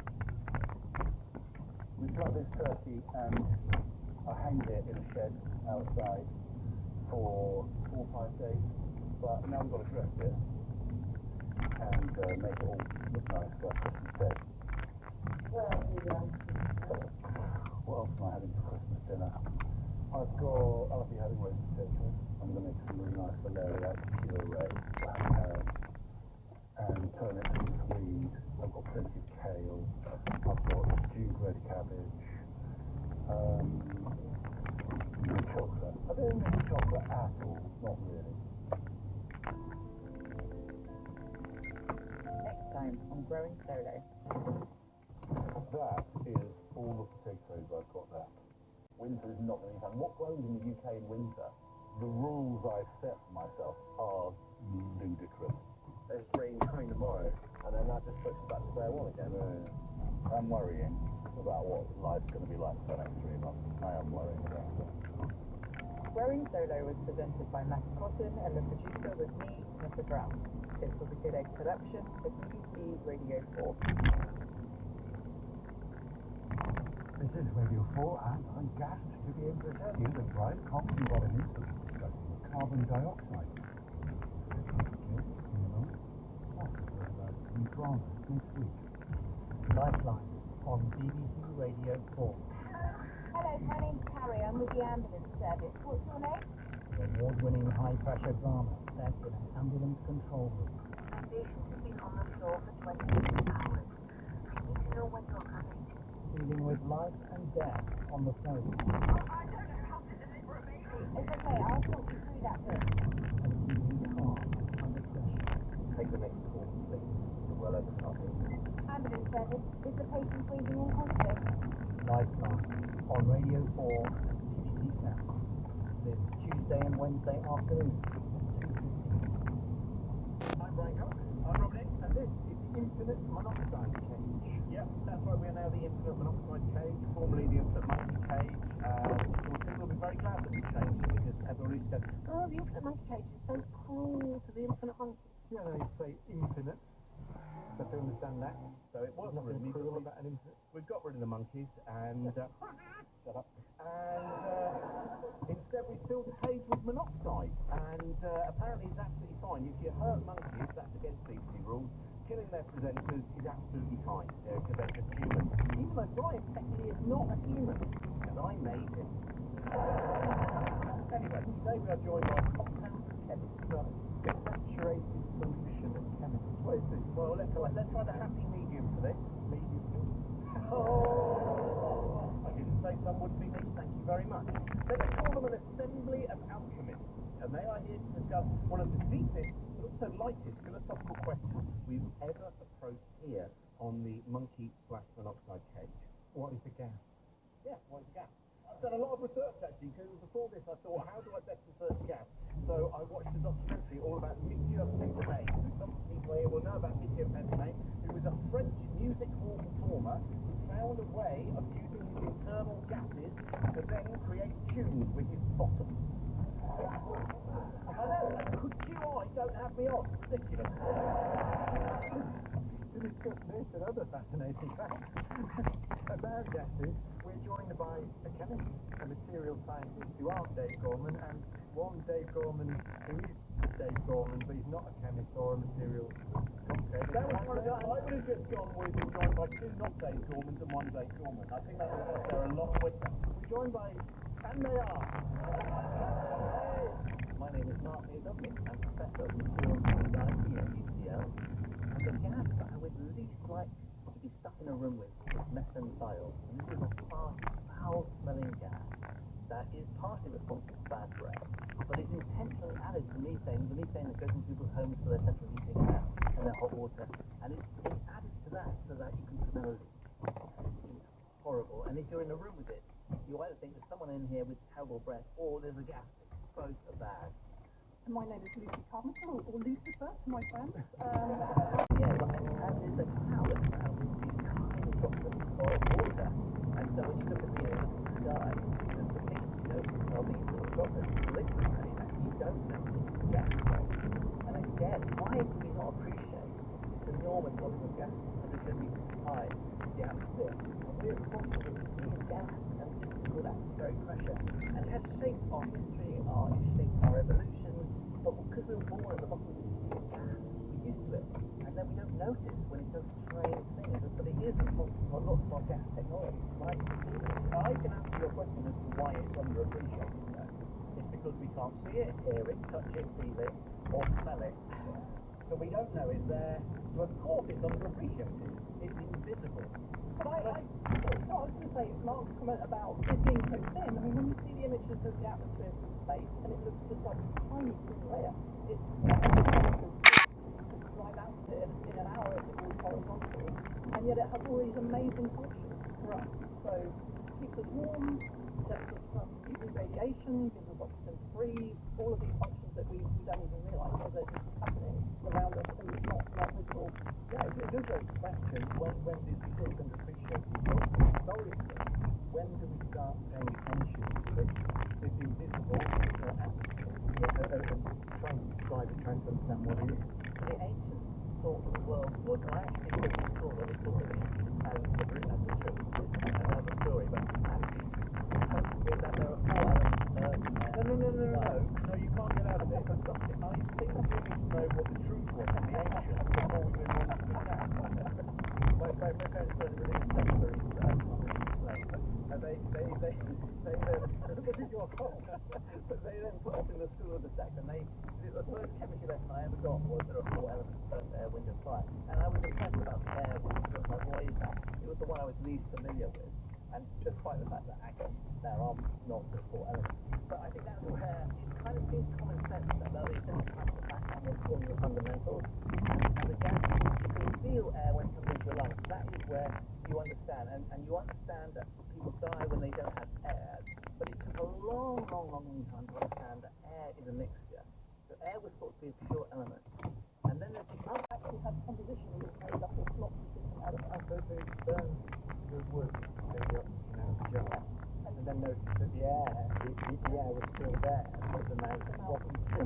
isn't.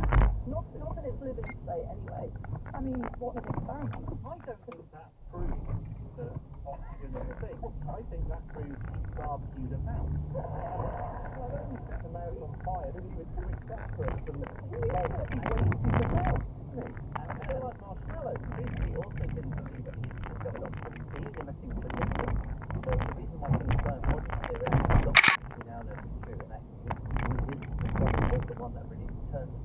But he thought that, and as with everyone else, that only things that burn, they gave off phlogiston, and that went into the air, this element that could take phlogiston, and then plants absorbed phlogiston, and they became wood, and then you could burn the wood and it gave out the phlogiston again. So the idea of what combustion was, what the magic of the flame was, if you think about the most magical gas, is a flame, isn't it?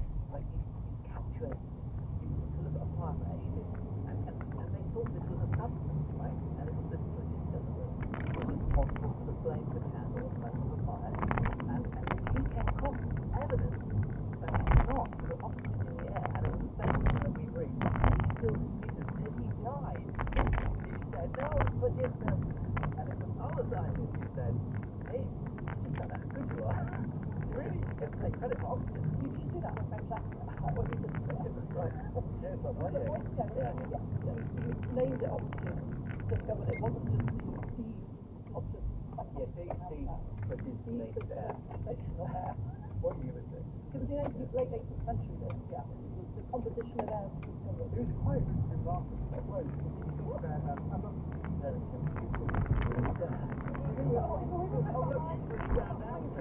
you found out useful things. Yeah. Well, now you know, like you're on the 1680s at the University of Education. It is interesting that the structure of air is a relatively recent. We didn't have the technology to measure that composition, and now we keep discovering more molecules that are in air. You know, every year goes past, we discover other things. The technology gets better and more sensitive. So I was going to ask you that actually. If you give us a breakdown, because it seems like a simple thing air that the stuff in this room. Well, we know there's nitrogen, oxygen around 21%, nitrogen almost all of the rest of it, apart from about 1%. So most of that 1% are the noble gases. They are. Sorry about some of those.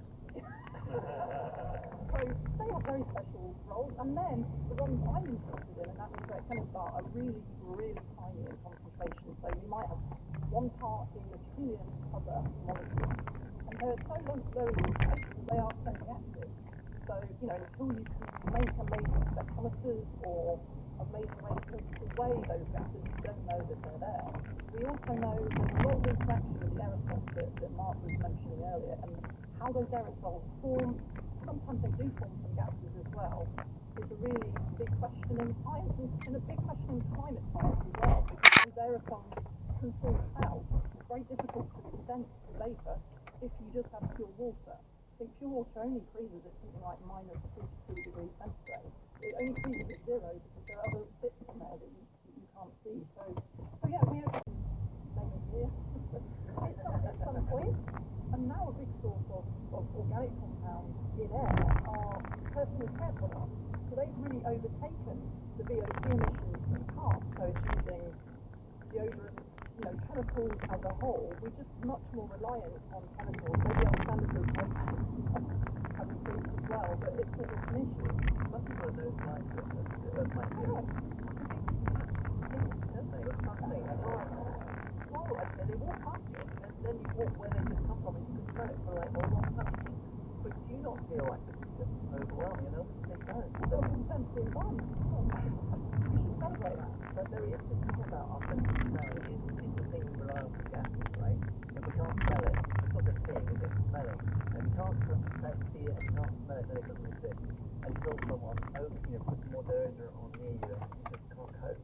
And we've got this part of our brain which co-locates senses of smell with locations, and that's why it's such a powerful trick for memory, because the olfactory nerves go straight to the brain. And so what happens is you smell something and immediately it triggers a cascade of memories. And so we have this kind of industry selling us smells that are going to make us feel good, right? And they are now causing pollution. It's incredible. But it's a whole issue to make us feel better, because it taps straight into nostalgia or our sense of feeling about ourselves. And it's an extraordinary industry, really, that it it's $1 billion industry selling us lovely smells. And if you go back in time, back to the ancients, perfume was something only a king or queen would have. So unusual to smell good. Everyone else in history just stank terribly.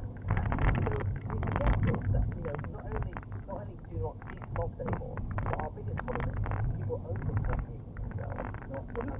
That's very interesting because I'm sure quite a few people would have read the novel Perfume, which has that fascinating thing, which is the lead character actually emits no smell whatsoever. So he has to create hugely large quantities. So the amazing thing was when the evidence finally came, I think it was 1985, that there was an ozone hole, then only 2 years later the Montreal Protocol was signed, which was absolutely incredible, which started the phase down of all of those compounds, CFCs and their replacement gases. And now every single nation, even North Korea, has signed up to the Montreal Protocol. It's astonishing. If you think about the problems we have with greenhouse gases, I mean, 2 years from the discovery of a problem, and the scientists saying there is a problem, to a treatment. I mean, there was pressure before then, so the public, I think because the public were very concerned about that issue. I mean, you might remember even Margaret Thatcher raised this as an issue with Reagan, so, there was awareness of it, and the public, I think, were willing to give up Ferguson anyway, saying maybe not having sleep cancer, and of course these were specific industries that created these products, and so they were kept on board because as long as they could have a replacement compound, so they were allowed to replace CFCs with a bunch of compounds called HCFCs, which aren't quite as harmful to stratospheric ozone, but still are harmful to stratospheric ozone. And on it went, and more stringent phase downs happened. But you're right, it was incredible, and it gives us hope, I think, that for the future, that we are capable of making these huge leaps and gains when we come together and look at the science and talk to the policymakers. And I think that we're only just starting to understand just how much complex they are at the different levels in the atmosphere. So different levels in the atmosphere have very different effects. For some people may think that the kind of global warming is kind of an easy thing to understand, because it's just like put some like CO2 in the atmosphere and warms the greenhouse effect. But actually it does actually depend where it is. And I think that those kind of more sophisticated understanding of kind of what happens at the first 100 meters, what happens at a kilometer, what happens at these are all starting to be the science questions of our age, aren't they? Let me talk briefly, because as usual on Monkey Cage, we've got through the first 3 questions of about 20. Nitrous oxide. Sorry, I'm going to get there because, right, Mark, nitrous oxide, that's one of the first, as far as I know, gases that got used in medical procedures. Yes. It's laughing gas. When it was first discovered, it was thought to be poisonous because it does sort of make you go a bit mad.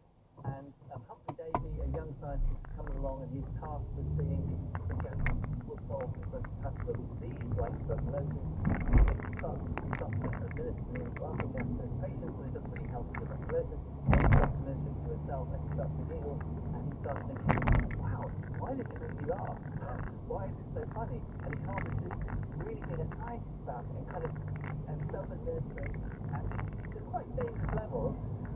He invites all his friends, he invites all his poets, they all start taking these drugs, and everyone's having a giggle, and they write some bad poetry, some very good poetry, like Coleridge, at his parties, and then Davy realises something really important. It not just makes you laugh, it actually has an anesthetic effect. And anesthesia, as used in medicine, was almost unheard of. People, in fact, the doctors of the day would often give people sort of quite strong drugs like opium or alcohol. They're not anesthetics, so basically they're quite dangerous to use. You could give patients unless they're sick or they're sort of babbling and moving about, thrashing about. But this is a gas that you can actually calm people down and can actually numb pain. And it's a brilliant discovery. And all doctors say, no, you don't want to do that because pain is really important in healing. You need to feel the pain. And it's a long story short, there's lots of other ones that are there, makers of ego then explored, and of course the dentists are going, we need an anaesthetic because people constantly in so much pain with tooth decay, and if we could just anaesthetize them, we could pull out their teeth.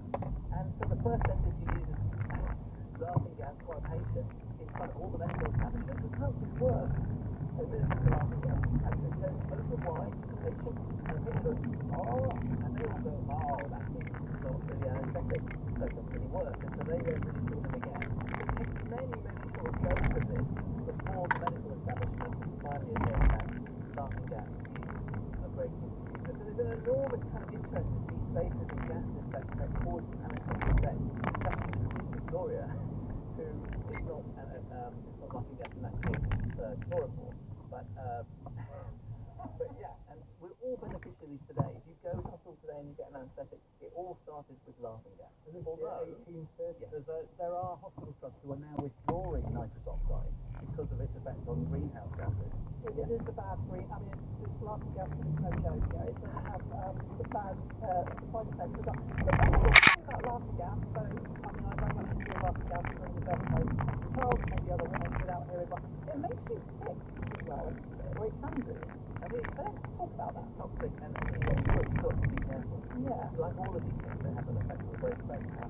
I love the fact that Queen Victoria, it wasn't laughing gas, it was chloroform. It was so committed to not being a nudist. Can you talk about the technology of removing gases? Because that can be used well without any physics in particular. Yeah, so one way to study gases was to kind of just grab them and kind of put them in these bags and then bubble them through liquids and study them and burn them and react them and so on. And then at some point, in fact in the UK, a guy called Dewar starts to realise that if you can cool gases down, they will start turning to liquids. So if you cool the air down, you start to get all its constituents coming out. And so then you realise that you can get liquid oxygen. And liquid oxygen is very useful because then you can store liquid oxygen, you can start giving it to people in hospitals, but also you have a way in which you can have experiments that happen at a particular temperature, very cool temperatures. And you can get even down to liquid helium. And if you get down to liquid helium, then you're down to very close to 0 Kelvin. And that allows you to explore the whole quantum world. And in fact, loads and loads of physics would never have been discovered without those cryogenic processes. They're also being used by people to get liquid nitrogen. So nitrogen is one of the first things to come out. That is a very useful sort of workhorse of the scientific establishment. And it's so cheap, it's cheaper than milk because there's so much nitrogen in the air. So when you cool air down, you get nitrogen as a byproduct when you're trying to get liquid oxygen. And we really benefit in this country, as with lots of countries, from having It's soluble in fat, N2O, but argon might be as well. But I assume it's, you know, we don't have much argon. Maybe let's not use it in our space. But maybe good physics experiment to do with us. We need a new gas for squirty cream, everyone. Go. Margaret Thatcher, who was a chemist at university, I think her PhD was about the density that could take gas in those kind of solids. So she effectively invented the Mr. with the ice cream. Yeah. I love the image that the fact that squirty cream is also very often used for custard pie forms. And the idea that is ultimately, you know, it won't end with a bang or a whimper, it will end for human beings with a custard pie plate. Somehow fits into the absurdity of what we are. Well, we've managed to run out of time after time. You told me time was a fixture! Dave, I just want to ask you actually, because before we started this show, you were very in the dressing room. You said, there's no way my favourite state of matter is liquid, then solid, I can't stand gas, it's my least favourite state of matter. And I just wondered, have you changed your opinion on that at all? No. I'm enjoying a rum and coke with some ice in it. I guess I'm smelling something, but it's definitely the liquid and the solid. So without gases, no physical at all. Yeah, no, fair enough. Then and also, that's correct, isn't it? Without the gases, that's how it pixelized liquid. Yeah. But there you go. Rum and coke with ice in it. I've got gas, liquid, solid. It's the perfect metaphor for everything you've ever talked about on this show. And the metaphor gets better with every glass. What do we ask Rory? Where's the audience? If you could transform anything in the world into a gas, what would you think it was? What have you got, Brian? Newsreaders. So that they replace the gloom with a breath of fresh air. I've got here, but I'm just going to say I've learned a lot tonight. I've learned that water doesn't freeze at 0 degrees, that fiction is not made up part of science fiction. And that good food is not food. always learning. But on your from Penny Simpson, she would make Smarties in the gas, so fit more in her mouth. So long as the gas still tastes of Smarties. It's not the same as the other. It's less in your mouth because you go around the gas. And a dropper there, Penny, you've had an accident there. Thanks for joining in. The number of molecules of Smarties. I do know someone who's developed this technology already, which is basically breathable, as they call it, breathable flavours that you can have. So you can have a breathable coffee or breathable chocolate bar without the calories. So there are products in the market that will do that. So that was also the perfect synthesis moment. Penny came up with an idea filled with joy. She destroyed it. But bet, because he proclaimed methane. That's only the folio edition, of course, the methane line. What have you got there, Brian? From Andy, this is rationality that is a world shortage. That? From Graham Bodkin, I would put all politicians into group 18 of the periodic table. It would be the noble thing to do. Yeah, Kirsty says my holiday luggage to avoid random and ridiculous charges from budget airlines.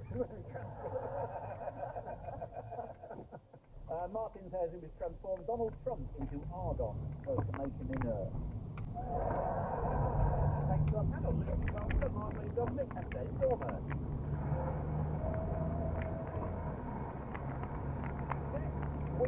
Next week we're going to be heading to the Royal Society for a very unexpected take on the history of science. Was it unexpected? So they don't have it coming. Thanks, bye-bye.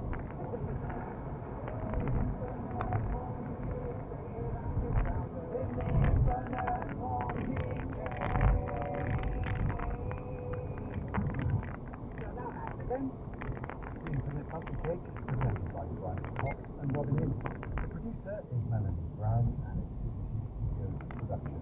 And we can't wait for the next one. The whole series is on BBC Sounds. In an hour's time here on Radio 4, the Moral Maze, Michael Bird asks what last week's riots and the public response tell us about Britain today. But after the news, Joe Monitor, who celebrates the celebrates the recent peace, is presented. Ian Maria invited you to join me for the advert. We're out of the studio, visiting some of the best festivals and events, showcasing the biggest poetry performances. We've got great poets like John Cooper Clarke, Will Wright, Selena Godden, and more. Pleasure. Thank you, Ian. We're visiting Sydney, Australia, Outspoken at South Bank, the Hay Festival, and we begin at Latitude. 4 weeks of live festival performances. The advert starts on Radio 4 and BBC Sounds on Friday night at 9. See you there.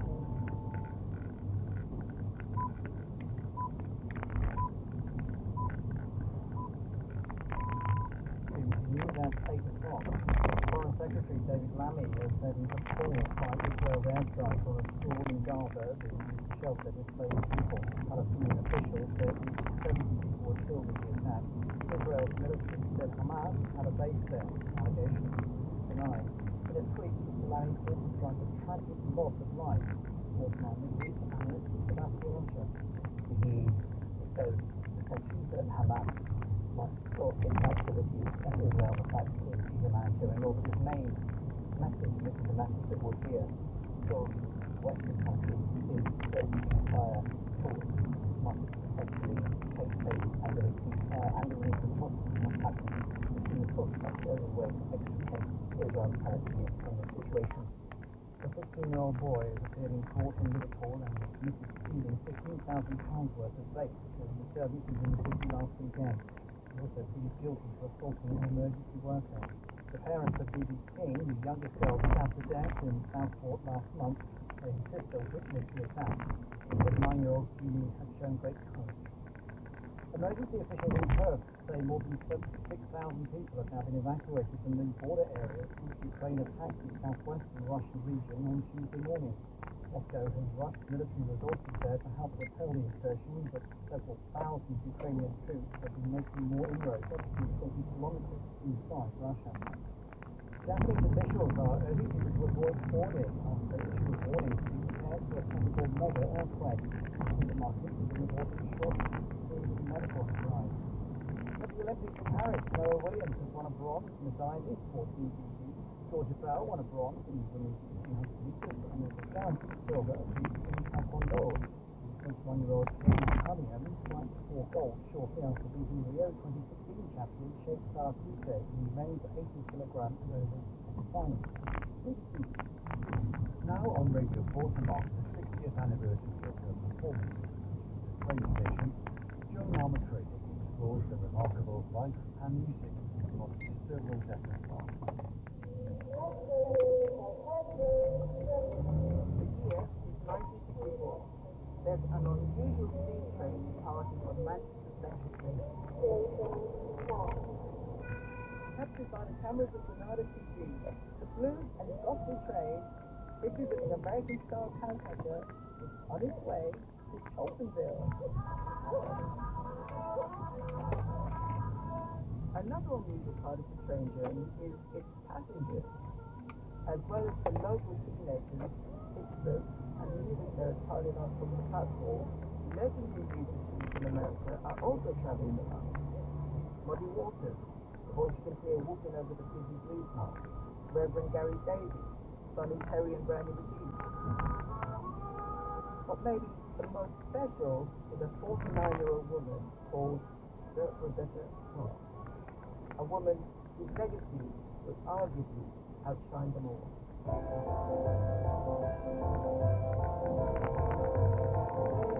There's a reason why Johnny Cash calls her the godmother of rock and roll. Jerry Lee calls her that. Little Richard. Hell yes. She was the inspiration. Wow. I can't believe this person existed. That's what role models are for. They show you what's possible so that you can put yourself in that situation. And I'd be like, ooh, I wonder what in music history, she was maybe perceived as more of a novelty or an anomaly than really the driving force behind rock and roll. Anybody that's listening to this should listen to her music. It'll hit you very, very hard. That soul in the heart. Chuck Berry and Muddy Waters and these guys that have been called the bedrock of rock and roll. I'm like, well, she was before that. She's really rock. You know, she's close to Beyonce. Comes out like $1 million, and that's the real revolution. She's a soloist, you know, in that scene. She doesn't have a band with her. So, yeah, the first rock concert. She was cool, cosmopolitan, confident, sophisticated. She was a grand dame. Pussy Powell, she was a boss bitch. Like, she was not a weak, fragile woman. You know what I mean? She 100% was boss. That's where I think continuing to speak her name. It's really important.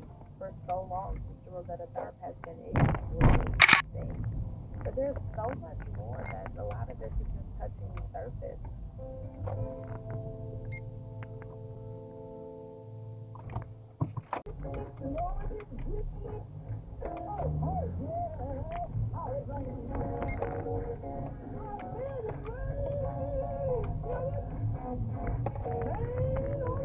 Sister Rosetta's wisdom performance of the iconic Vintage Rain was seen by over 12 million people in broadcast later that August. For some people, it's like a bomb going off. Most recently, Robert Plant mentioned that performance. He said that that was the moment where I knew what I wanted to do.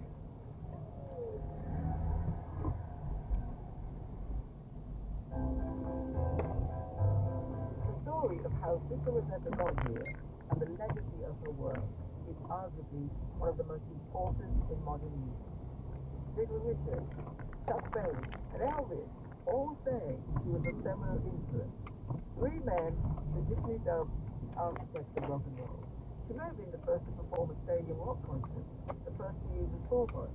She was described as a rock and roll spiritual singer all the way back in 1942. She was a black, queer, and in her later life, disabled, female, guitar playing, songwriting, trailblazer.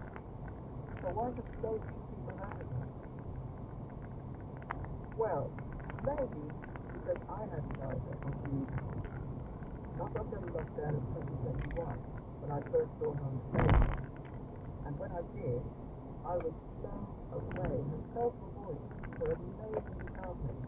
I had to find out more about the woman behind this fantastic sound. So, this is a journey of exploration for me as much as anything. And like all good journeys, we need to start at the beginning. And for Sister Rosetta, that means a small town in the U.S. state of Arkansas called Colton. Just a regular little country town. They had one cake, you know, back in the old days. When I grew up, I grew up like that. This is 82-year-old Odie Atkinson Miller, the stepsister of Sister Rosetta. She grew up much like her siblings and close family, working in the fields of Arkansas as a sharecropper. Back then, the cotton they picked helped her their rent. Rosetta is my dad's second family, and he had two by her mother. And when it came to my mother, he was the third. My mother had 16 back. Yes, she was.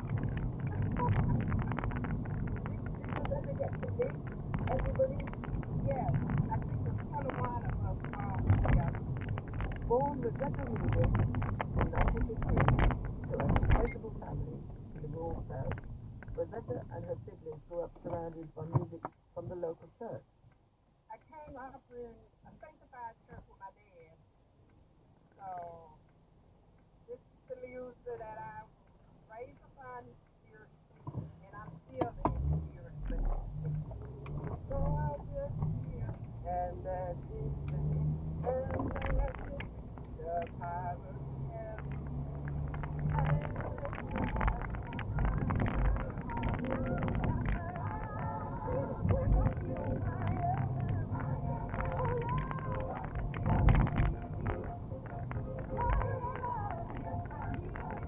Andrea Wald, the author of the 2007 biography Shout Sister Shout, Sister of the Heart, growing up in Europe before everyone had a phonograph, at least. People knew her on music.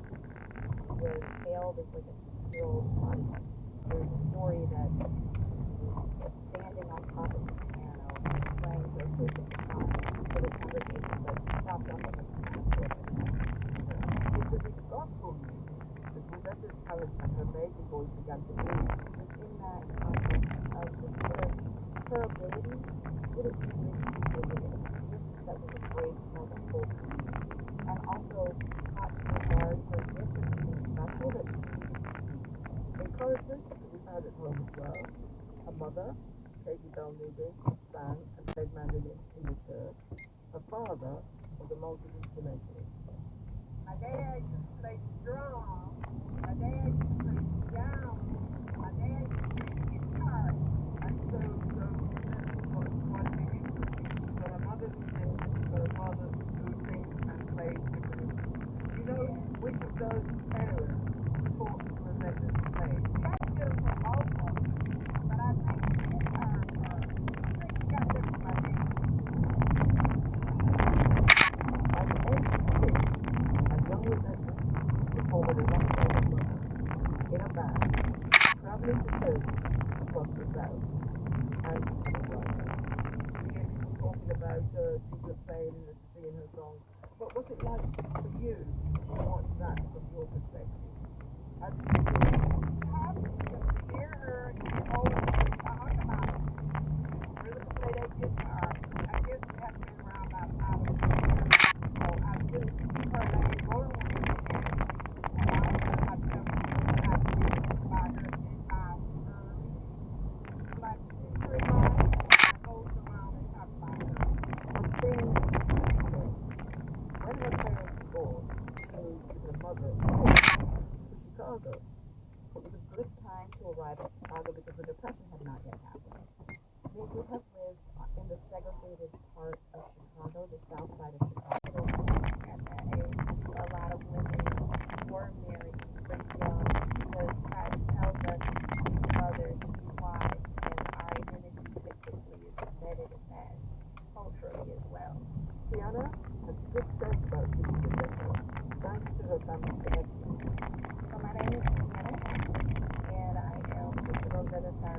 great. My grandfather, he's had stories of Rosetta. He's been able to tell me. He's passed down, but a lot of it came from just passed down stories of what I could gather. That's fantastic because you've got this oral thing, which is great, and you're obviously incredibly proud of the success as well. I think she ultimately chose her career. She chose the potential of whatever else is out there. It seemed like one of those decisions. Sometimes religion can be a little hindering. So who knows whatever pushback she may have gotten socially to choose to divorce and leave the church and go this direction. But I do think that she made the best decision she could in choosing herself and choosing her future legacy. We have done that in the context of the scriptures of the church and responsibility politics in that church would have been something. To break out from that and just decide to do music, which women in general are not seen like right wife, you should be a wife, you should be serving. So she had big balls to do that. Well, I need to make my balls to just stick to my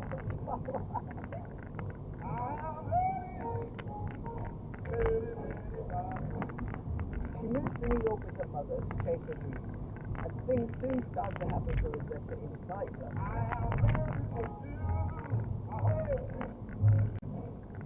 She's given a slot at the prestigious Hot Club. She sings songs a long way from the Bible themes performed in the churches of Arkansas and Chicago. Songs that have sexual undertones like I Want a Tall, Skinny Upper.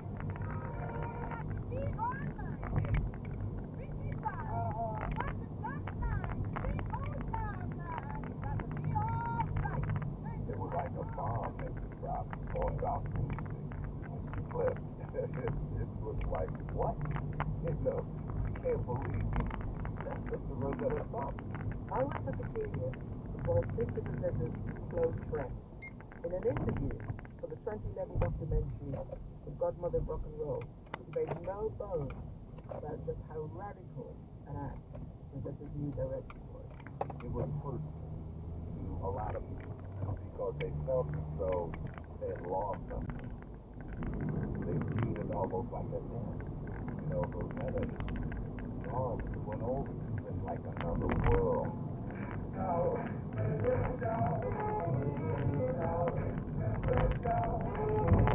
Despite its Manhattan location, the Cotton Club came with a culture of segregation more akin to the Jim Crow laws of the South.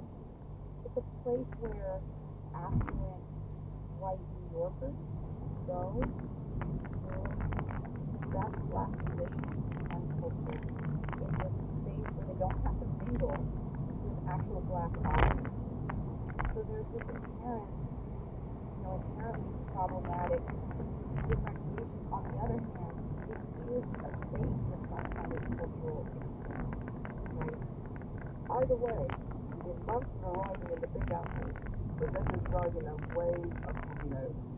She joins Lucky Millender's Rhythm and Blues Band, one of the city's most popular groups.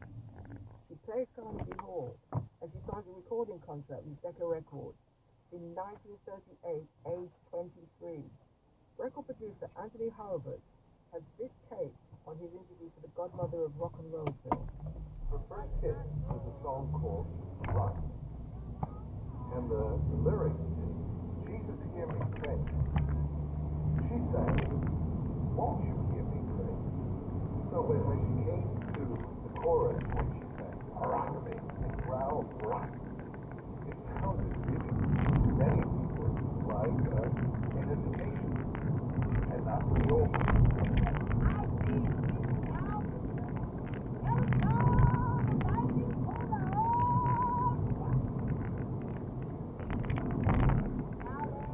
The song is provocative at the time, but it also hints at a new direction.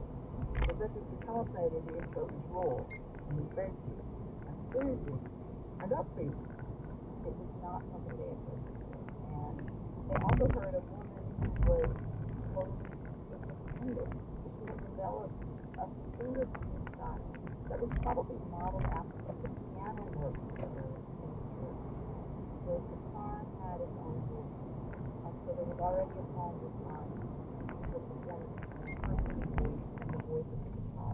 And by the early 40s, she has stopped being with the swing band and is experimenting with playing with kind of pared down ensembles. At this point, she also has access to electric guitar. Listen to That Soul, recorded in 1938.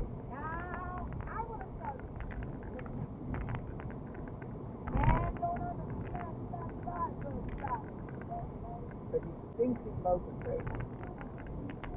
And there's the pared down blues guitar intro. And that beat. Have a blues background from the church and then put the church tempo to the blues playing. And you're like, isn't like rock and roll like pacey blues? Yeah. What's that pace come from? The church. And so, like, within her guitar playing was the genealogy of rock and roll music. And if anybody should know, it's this girl. My name is Sarah. I am an artist, songwriter, actor from the UK. First movie debut, only an Oscar nominated in that movie. And now I get to star in a Tony-winning Hades Town. Now Broadway star. Who'd have thought it, right? And that's me. Hi. Viola played Sister Rosetta in the recent Elvis movie that starred Austin Butler and Tom Hanks, a role that required her to go deep in her research on Sister Rosetta. I looked up like early references to the creation of rock and roll, and the earliest I could find was her, and it's Googleable. So those things.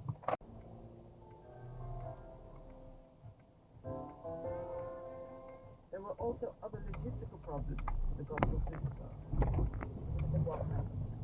So people had ways of finding establishments that would serve Black customers, but she also thought herself poor that she tripped out a little bit so that she had places on. Sister Rosetta, pioneering a sleepable tour bus, laid the blueprint for traveling rock stars of the future. But Rosetta's invention was out of necessity. She hired a white driver because that was a way of making sure that people would leave them alone so she could sleep and didn't have to look for a hotel. This need to think outside the box resonated with fellow Black singer-songwriter Amethyst Thea when she spoke to PSNTV. While we think of a bus as like, it's the image of, oh, you made it if you have a tour bus, to know that for her it was literally survival. I feel like thinking about all of the things that Sister Rosetta went through during her time being a Black woman in a racist society, it really shines a light on the shoulders that I'm standing on. She's a Black woman, and she's a Black woman in a male-dominated arena when it comes to music. On top of the time period, you got Jim Crow era. Sister Rosetta had to use Green Book to even navigate the state. She got to know, where can I stay that allows Black hatred? You know, she's driving through sundown town. She can't walk through the front door of a restaurant. She has to go through the back door and get scratched. She had challenges in just about every aspect, but she prevailed.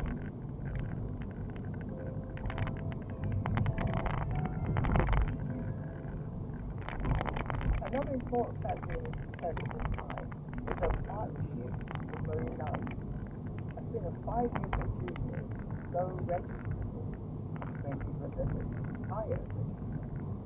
Rosetta Parks plays guitar and Marie Knight and accomplished things. So they have this whole act that people have to do, and it's very, very complicated. Love it, everything. So they make some extraordinary music together, and they do some extraordinary things. Rosetta was known to have relationships with both men and women up to this point, and according to many of her friends, Marie also became Rosetta's lover during this time, says biographer Gary Ward. I feel like there's a generation of musicians who see her as an important inspirer and as a woman who represents certain kinds of not normatively gendered. So this is where, to me, like, whether she slept with or have the whole. Just 3 weeks before the big day, she settled on Russell Morrison, a small-time music figure who would also become her manager. Come this day off, for love and cherish, And it seems some of the 20,000 fans of the Decca Live album found their love as hard to believe as I did. from the death to a spy, I've announced that they are man and wife.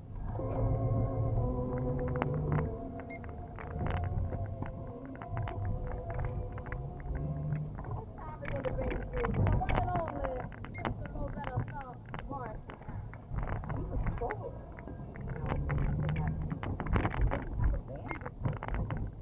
So, yeah, it's called the first rock. For Cerise, concert wasn't so much a car, but a tour de force. She was a major artist. She was a major artist with a ceiling. It was low. And had she not been black, and had she not been a woman, at the time in which she was playing music, her events, her largest event that drew 20,000 people would have drawn 100,000 people.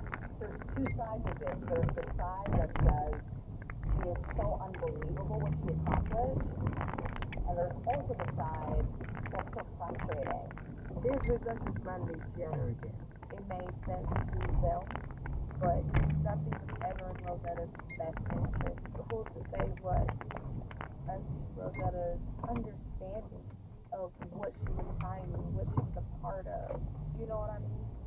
Despite her wedding extravaganza, the 1950s sees Sister Rosetta's popularity considerably wane.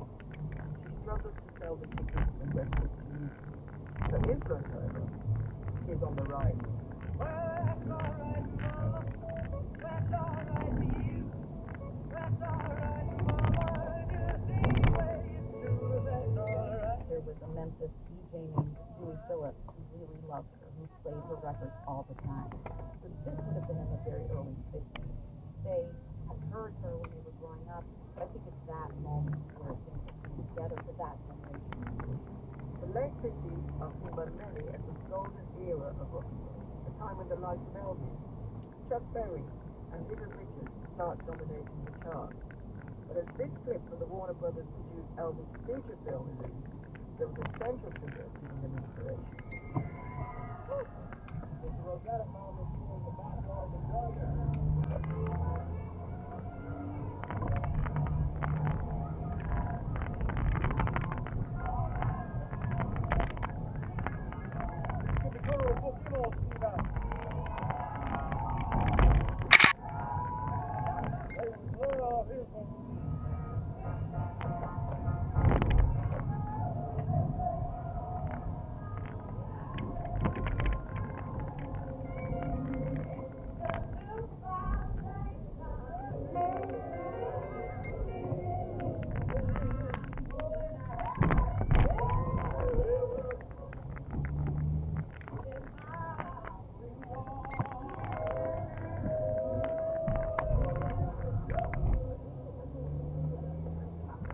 Character of Sister Rosetta, depicted in the series Her, is played by British actress and singer Yola. But everything that we see in early rock and roll music, we see in her protege, so she discovered Little Richard, and we see him as the blueprint, but he studied under her, as they all do. This is part of my research process now for the movie. I got to get into like exactly the timeline of things. Well, it comes the night and I got back paid. All about my money, don't try to pay. My heart rate won't go. Hell, time for Saturday night. Now I'm proud of all my glory. There's a reason why she's called the godmother of rock and roll, and there's a reason why Johnny Cash calls her that, Kevin Lee calls her that, Little Richard, you know, the guy that originally says she was the inspiration. This is Greg Harris. He's fortunate to be the president and CEO of the Rock and Roll Hall of Fame in New Zealand. I think that's fitting that she's known by that. godmother of rock and roll doesn't suggest that it's the end all be all the only one, but she certainly pulled through, and I like that thought, because godmother can transcend. It's not just her own kids; it's a bunch of others as well, and it's plural. And she really is. The thing that gospel spiritual music brought to popular music was feeling. Gospel spiritual music helped to make iconic music. She was able to play very loosely and have syncopations in her playing that would suit the soul of the music. But the devil just slowed him down. I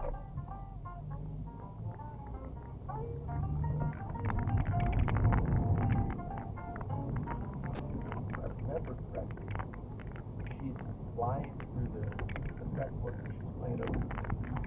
She's playing that, like classical stuff that Keith Richards later adopted after learning it from the Everly Brothers. She was potential with that. So flying around there, punctuating everything, in more ways than one. And she's a great guitar player. There's a reason why everybody emulates her. The fact that she played this instrument that was masculinized and an instrument that has been eroticized, and she plays it with this authority, always already, despite whatever her sexual practices were, always made sexually repulsive. And it wasn't just the way she played, but also the type of guitar she played.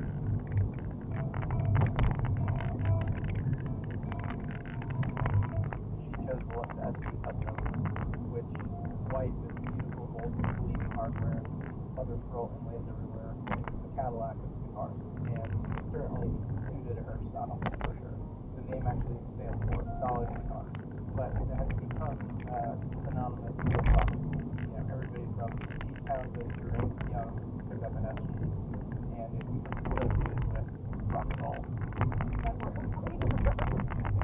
And that's why they said you play like a man. That was the only language people had to try to offer them as a compliment. I think to try to get not only the technical skill, but literally a power that includes the rock. Just the aesthetic qualities of guitar, just the art to hold a guitar and how perfectly framed it is, like old school or Madonna child portrait art. Once she gets access to amplification, she goes loud. And I think it's a particular part of rock aesthetic. That's sometimes like the way things sound. It's a part of a whole aesthetic that I think she really In the early 1920s, the idea was the loudest instrument on stage, so you could come to these amps that moved out to the auditorium. Well, Gibson was really involved in making the loudest instruments. So that's definitely something that continues into rock and roll.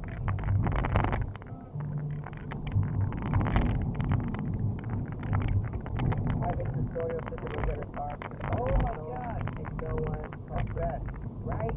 The best. Those who know. Yeah, man. That big SG guitar. I've never heard a guitar even sound like that. And she had the first and let's start. And she was standing in front of a choir. And I know what it was biopic. This is Oscar winning actress today by Joy Randolph. The huge Sister Rosetta Tharpe, talking to host Mark Maron of the WTF podcast at the start of 2024. Do you know that when the Beatles came, the whole British invasion, at the same time she went to London and invaded them? Okay. Yeah, there's this epic moment where, like, this point in her career was like pretty much done here, and there was a music producer that hit her up and was like, please come to London. And literally had her do a tour, right? Where she was at a train station. Yes. Well, you're nearly right there, Mike. The train station was in Manchester, not London. And the person, the music producer, hit up to book the gig was this guy. The guy who came up with it was Johnny Ham. I don't know if that name means anything, but Johnny Ham was a producer for Granada Television. He was full of ideas. And I thought it was a little weird, but the But it was cool. Unfortunately, on a chilly night, and it was really Joe Boyne about it, Trevor Phillips, so we see water segregation. We then had another debate about it in 2011 with Ian Rice. We haven't answered this question. How are we going to build an integrated society? Imposing mass immigration on this country while thinking that we can integrate this country at the same time is not a serious answer to that problem. But if I could just move on, I mean, I do read your Substack that, and you have a blog post called Looming Demographic Crisis. And just quoting that, you say that the share of the country's population that identifies as white British is forecast to become a minority group around the year 2070. Those who oppose these great inflows and do not embrace the rapid ethnic change they cause wonder why it is that politicians seem unable to help. Now, we can all agree that the reason why there is a decline in percentage of white British is because of the growth of Asian British, Black British, and mixed race British people. So explain it to me like I'm 5 years old. Why should white British people feel scared that there are growing numbers of fellow Brits with darker skin? Because you're not talking about culture, you're not talking about religion there. You are just talking about race. A lot of people put a value on the identity of the majority group, including members of minority communities. Profound demographic shifts of the scale that we're going through in this country at the moment have never been seen before in our history. This is unprecedented. We are going to see over the next 12 years alone 1 million people. Migration is going to be responsible for 90% of all of our population growth over the next decade. For many people in the country, it's not to do with race, it's to do with what that means to their culture, what it means to their shared values, what it means to the symbols of their national identity. So I think we need to have a very open, honest, challenging, hard-hitting conversation about what it means. about 3% of the British public was concerned about immigration. What we saw under the Blair government was more people coming into this migration, but the fact that we don't seem to be able to provide the things that are there, that need to be there, to integrate the immigrants that we're bringing in. So wouldn't it be sensible to reduce the levels of immigration to match our ability to welcome? I think it's a failure of top-down management. I mean, if you reduce immigration, then you'll have all sorts of other problems resulting in social and economic problems, particularly social problems, economic problems, because then people becoming the vast majority of people here as immigrants work. Right? They pay taxes, they provide services. Curtailing immigration, there's a debate to have about this. It's not something which I'm totally against. For example, lots of people are totally against curtailing and having quality immigration. Very quick one on that. Lots of restrictions on immigration as well. Well, I don't know. It's very difficult to get people to remain in the UK.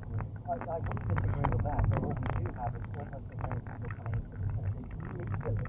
They came or how came here legally in 1996. So on that point, at the last count, we spent about £8 million a day on hotels for illegal immigrants. Do you understand why a normal person who's not bigoted or prejudiced would be deeply angry about something that's ridiculous? I can totally understand, and that's where I go back to my point at the top, which is the complete failure, complete mismanagement from the top.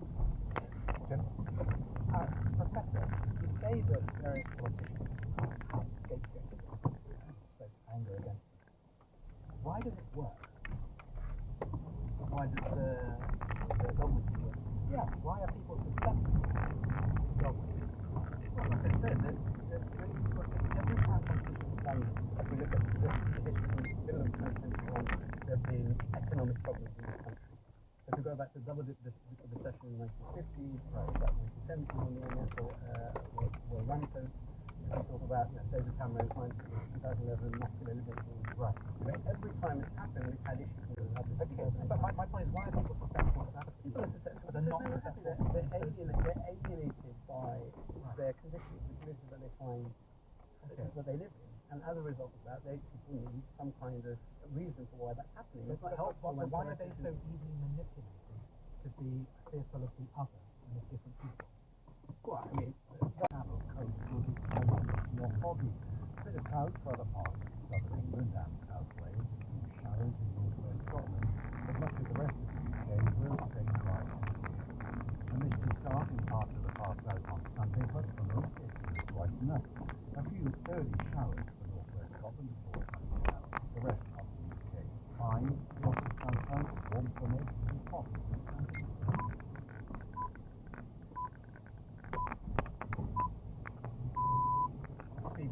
at 10 o'clock. This is John Hammond. Good evening. Israel is facing widespread condemnation for an airstrike on a school compound in Gaza, which has killed at least 70 Palestinians. Russian officials say more than 76,000 people have been moved from their homes in the Kursk region as Ukraine continues its cross-border incursion. Nearly 350 people have now been charged in connection with riots in parts of the UK. At the Paris Olympics, 2 silvers and 4 bronze medals for Team GB. There's mounting condemnation of Israel's airstrike on a school compound in Gaza, which killed at least 70 Palestinians. Israel claims the building was being used by Hamas. News said this wasn't true. The director of the Al-Auni Baptist Hospital said the situation was catastrophic and he lacked the resources to treat those seriously injured. Our correspondent Jenny Hill sent this report. Anguish and bewilderment. Israel's shattering the sanctity of morning prayer. More than 1,000 displaced people sought shelter in the school. What had been a place of refuge, suddenly a scene of carnage. As 3 missiles hit. Eyewitnesses who said a fire broke out immediately afterwards described their horror. There isn't any safe place, no place is safe. And her face creased with tears, said 3 of her sons were killed. I'm 80, she said. I've never seen anything like this before. The way they're bombing us, it's like an earthquake.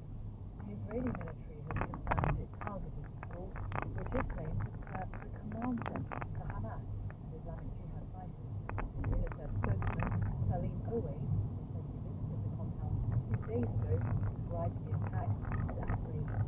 All those schools are really thousands, millions, children, mothers, and families who are taking refuge in any empty space, so whether it's a school, a mosque, even a hospital yard.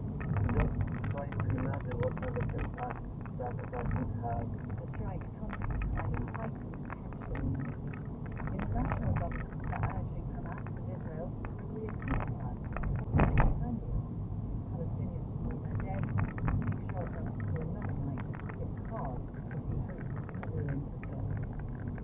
The White House said far too many civilians were being killed in Gaza and the latest attack underscored the ceasefire. The United Nations Rapporteur on Human Rights in the occupied Palestinian territories, Francesca Albanese, said the Israeli attack amounted to a war crime. The Foreign Secretary, David Lammy, said he was appalled and called for an immediate end to hostilities. But, as our correspondent Barbara Fethusher reports from Jerusalem, the chances of a deal to halt the fighting and free hostages appears remote. This strike has again drawn graphic attention to a controversial dynamic of the Gaza war. Israel claims that Hamas is using civilian infrastructure to plan and carry out attacks. The Israeli military says that's why it's been targeting hospitals and schools, sites protected under international law. Hamas has consistently denied the accusations. Whatever the case, these are both locations where Gazans displaced by the conflict have sought shelter, especially in schools, more than 80% of which have been directly hit or damaged. Since early July, the Israelis have struck at least 14 of them, each time declaring that they take steps to decrease the risk of harming civilians, including the use of precise munitions. Yet this seems a particularly deadly incident. No doubt it will increase pressure for a ceasefire, but the reaction of regional mediators suggests concern that it could further set back struggling efforts to achieve one. Egypt said the strike showed that Israel lacks the political will to end the war, and Qatar demanded an urgent international investigation. For civilians caught in the conflict, it underlines a grim reality. There is no safe place in Gaza. More than 76,000 people have now been evacuated from their homes in Russia's border region of Kursk, as Ukraine's incursion there continues for a 5th day.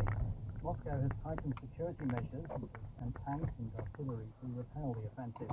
Ukrainian Federal Police Chiefs Council said officers who normally tackle drug trafficking and terrorism are investigating hundreds of online leads in an attempt to identify what were described as influencers who stoked the flames of hatred and division from the comfort of their own homes. Anti-racism protests around the UK have been peaceful today. More than 1,000 held a rally outside the headquarters of Reform UK in central London. Organisers said they were trying to build a movement to stop the far right. A man has appeared before the Westminster Magistrates Court in connection with a shooting which left a 9-year-old girl seriously injured. Jabin Riley, who's 32, has been charged with 4 counts of attempted murder. He's been remanded in custody. The girl had been eating dinner at a restaurant in Hackney in May when shots were fired towards the building. 3 men sitting outside suffered minor injuries. The Chief Justice of Bangladesh's Supreme Court has stepped down amid mounting demonstrations. Obaidul Hassan, who oversaw the War Crimes Tribunal that ordered the execution of opponents of the former Prime Minister Sheikh Hasina, who fled the country earlier this week. Mohammed Yunus has been appointed to oversee the interim caretaker government. Our South Asia correspondent Samira Hussain sent this report from Dhaka.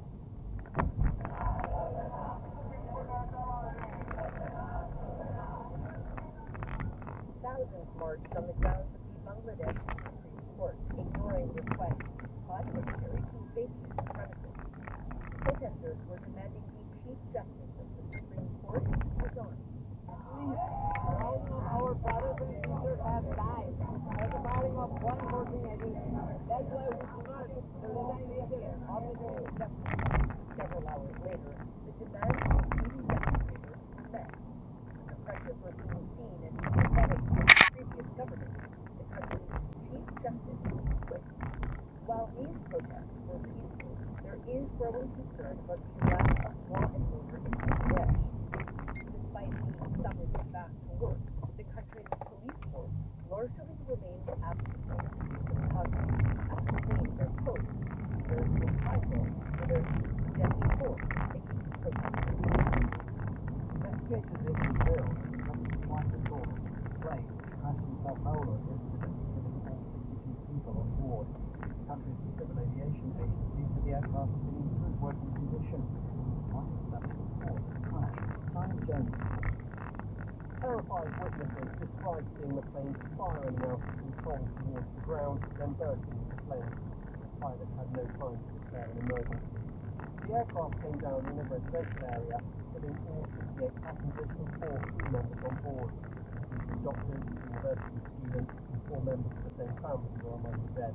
Nobody on the ground was hurt. Brazil's Civil Aviation Agency said the plane's black box containing voice recordings of flight data had been recovered. Officials said it was too early to determine the cause of the crash. The one theory being looked into was whether a build-up of ice could have contributed to it. The plane was built in 2010. Its manufacturer promised to cooperate with the investigation. Japanese officials are urging people to avoid hoarding after they issued a warning to be prepared for a possible mega earthquake.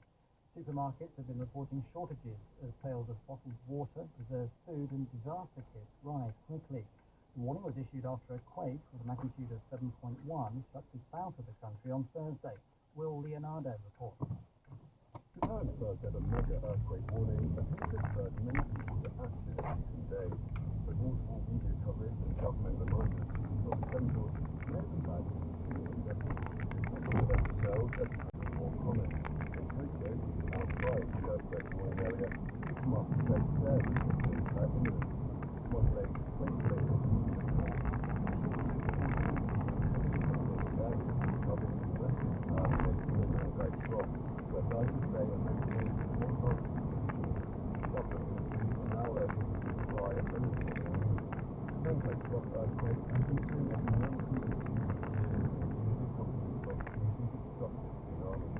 But experts say that while the risk is elevated, it's still low. In sport, the Paris Olympics Team GB have claimed an impressive haul of medals on the penultimate day of competition. Rebecca Davis has the details. Yes, thank you. It's been another successful night of athletics, firstly for Great Britain at the Olympics. Both the men's and women's 4x400 metre relay teams have claimed bronze at the Stade de France. Bobby Nielsen from the women's team says it rounds off what's been an incredibly special games for the 5 relay teams representing GB in Paris, with each team having claimed a medal now at the games. I'm so happy that we got 5 out of 5 medals. I think we're the only nation to do it. I think it's such a great representation of where we are in the UK across all the sprints. A medal too for Georgia Bell tonight, as her powerful finish saw her take bronze in the 1500 metres. A triple bronze success this evening means it's now the highest athletics medal count for Team GB at an Olympics since 1984. Meanwhile, Caden Cunningham was just edged out of a gold in the final of the men's over 80 kilograms taekwondo. The 21-year-old narrowly beaten by Iranian Aryan Salimi. Cunningham takes silver. No problem losing from that bed at the end of the day, and that's what he was. So I'm gutted I didn't get the gold. For myself, my coach, and my family, Britain. However, I'm very proud. Another silver too tonight in the pool this time, and an historic one as well. Kate Shortman and Izzy Thorpe winning Great Britain's first ever medal in artistic swimming. Earlier, meanwhile, there was more success in the diving as Noah Williams took bronze in the men's 10-metre platform. He pulled off a stunning final round dive to take his second medal of this Games. The USA have beaten Brazil 1-0 in the women's football gold medal match, with former Chelsea boss Emma Hayes leading the Americans to victory less than 3 months after she took the role. Away from the games, the Manchester City have won the 2024 FA Community Shield today after edging out Manchester United on penalties in what was a thrilling contest at Wembley. Defender Manuel Akanji scored the winning spot kick as the shootout ended 7-6 for City. That was after a 1-1 draw in 90 minutes. Pep Guardiola admits it might not have been vintage City, but he was very proud of the performance of the club's youngsters. Rico is a reality. He's man of the match. The way he played was unbelievable. He had rush for control. Oscar Bob, you see, the last action in the last minute tired and dribbled to Martinez that is one of the best defenders I ever seen after Nick perfect chip in. On the opening Saturday in the Championship, there were wins for Stoke City, West Brom, Watford, Sunderland, Middlesbrough and Oxford. Leeds and Portsmouth played out a 3-3 draw, while Hull City and Bristol City ended 1-1. And in the Scottish Premiership, Rangers beat Motherwell 2-1, Dundee won 3-1 against Hearts, Ross County and Dundee United finished 1-1. Rebecca Davis. Another artwork by Fancy has appeared in London for 6th last week. It's already been removed for safety reasons. The mural was of a black cat stretching out on a billboard forward. Among those we already had are monkeys swimming along a bridge in Brick Lane, pelicans hanging a fashion cheap shop in Walthamstow, and a magic goat perched on a bench in Richmond. Incredibly impressed by Fancy.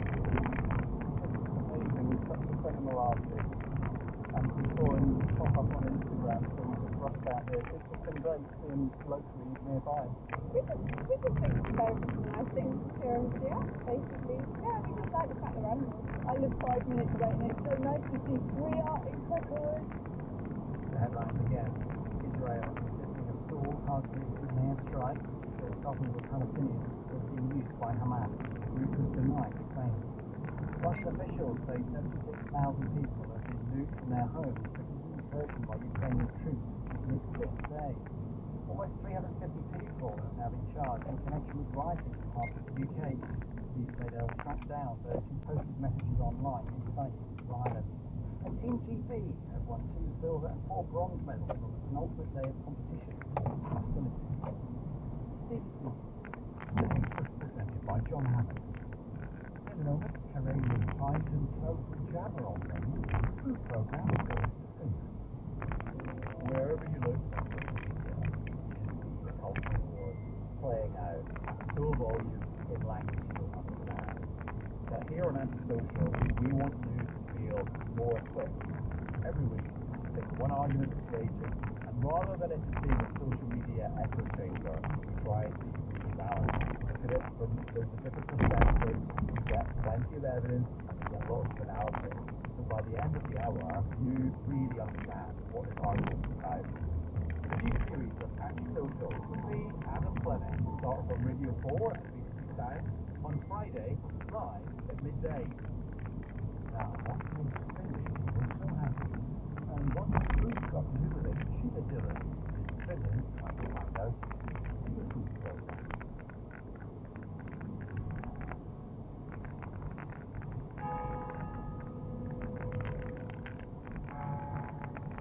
We all want to be happy, right? The United States has the pursuit of happiness built into its constitution. Within the recently published World Happiness Index, USA barely registers. It's Finland that comes out top the happiest country in the world. Finland, Northern, the long dark nights, all that Scandinavian stuff. Actually, it didn't completely surprise me because age 21, I went to live and work there for all sorts of reasons. The space, the mix of forest, but especially the food and everyone's pride in it. Being in Finland made me happy. But that was a long time ago. Could that new global rating tell us something now that would bear on food program interests? Well, we were in a position to find out. School meals were actually seen as an investment for the children and investment for the future of the nation. I'm a diplomat. I'm always trying not to tell countries what people want to do, but I do miss that complexity of nature. Everyone's right that you can actually go outside of London and just like what really and you actually know is intelligent by the nature. What makes me happy is when I can catch with my family or friends while I'm eating. School meals, mental health, and an appreciation of the simple things all coming out. I'm Sheila Dillon, and recently I was in Finland with producer Nina Pullman to report on a more hard-edged story, lab-grown protein, which you can find on BBC Sounds if you haven't already heard it.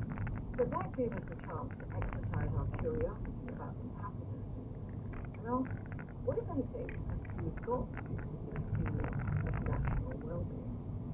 Are the things really as happy as they say? And what might we learn from Finland's food policies and research into food and diet? But we begin at the table at the restaurant Nolla, owned by Serbian chef Luka Balak, who has his own intriguing links to happiness.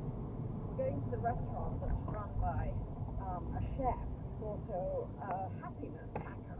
I have not the slightest idea what being a happiness hacker is, but hope to find out.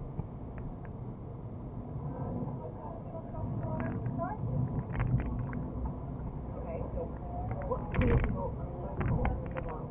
I can imagine what's seasonal, but I mean, I wonder how they interpret local. Yeah, I've heard from a few people that even in the city they go out and forage something from access to nature and wild food is the thing. Catch up today is quite key. I'll give you a few minutes to have a look at it. Alright. Real romaine with the current salsa, and then we have a mix of fresh herbs from the season. Better people, really. What a feast it was. Pickled green currants gathered last summer, cured pike perch, that's the freshwater fish Finns love most. Ice cream made from leftover sourdough, a lot more delicious than it sounds. Happiness indeed. The man behind the menu wasn't around that night, so we went to meet him next morning over a cup of coffee at his other, more cafe-like eatery, also in central Helsinki. I'm Luka Malic. I'm a restaurateur of 3 restaurants in Helsinki now. Nolla, Nolita, and Elm. Everywhere I moved to Finland in 2007. I create restaurants to create happy hubs because I have that power. We have that power. If you come over to me, I have that power to make you happy. That's a very rare power for businesses to have. I mean, if you go to buy shoes, of course, maybe you get happy, but the person there will rarely make the difference. But us as restaurateurs or wait staff or cooks, we have this power to kind of spice up this 2 hours of your life. That's a very, very important tool that we have, and powerful. I've never ever heard a chef talk about creating happiness before, nor have I experienced someone with environmental goals thinking in terms of making people happy. For us, it happened to come hand in hand, and of course, they're both essential. We're partly here to see you because you are this thing that neither of us really understands, a happiness hacker. Yeah, it's a big topic, happiness hacks. I have a pleasure of being one of the guys that will show around Helsinki Happy Day for our crew next week, and we will present our regular days in Helsinki. What does it mean? What will you be doing? My day will. There will be very, very uncomfortable questions about his responsibility in not keeping the people of southern Israel safe when Hamas went on its murderous rampage on October 7th last year. And similarly, Hamas is to blame that all those who criticize Israel for this intolerable level of civilian casualties also criticize Hamas for hiding inside civilian infrastructure like schools. And just take the recent offer on the table, a rare statement by the leaders of the United States, Qatar, and Egypt, the main negotiators in this deal to end the war and to bring the hostages home. And Israel has said that it will send in a negotiating team, but Hamas has so far been silent because they have also been putting down conditions that Israel says it's impossible to accept. So we also skew towards it. Pressure is growing on Hamas as well to bring an end to this unbearable suffering of the people of Gaza. The new leader of Hamas is hardline Yahya Sinwar, who's believed to be hiding in a bunker somewhere in Gaza. He himself, you understand that he has been pushing for this war to take years. He's now been elected as chosen as the leader of Hamas. Pressure is mounting on him as well to say, end it now.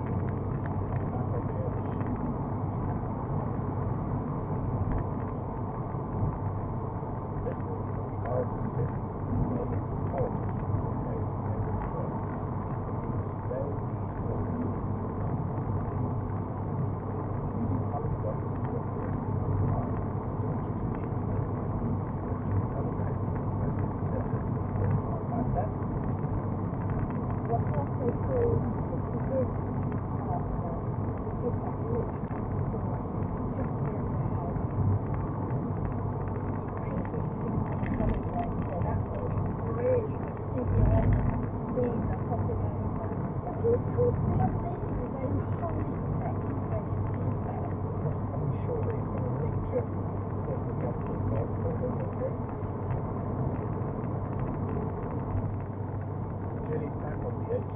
Julie, welcome back. This time you spotted these drones from one island on Kutaba.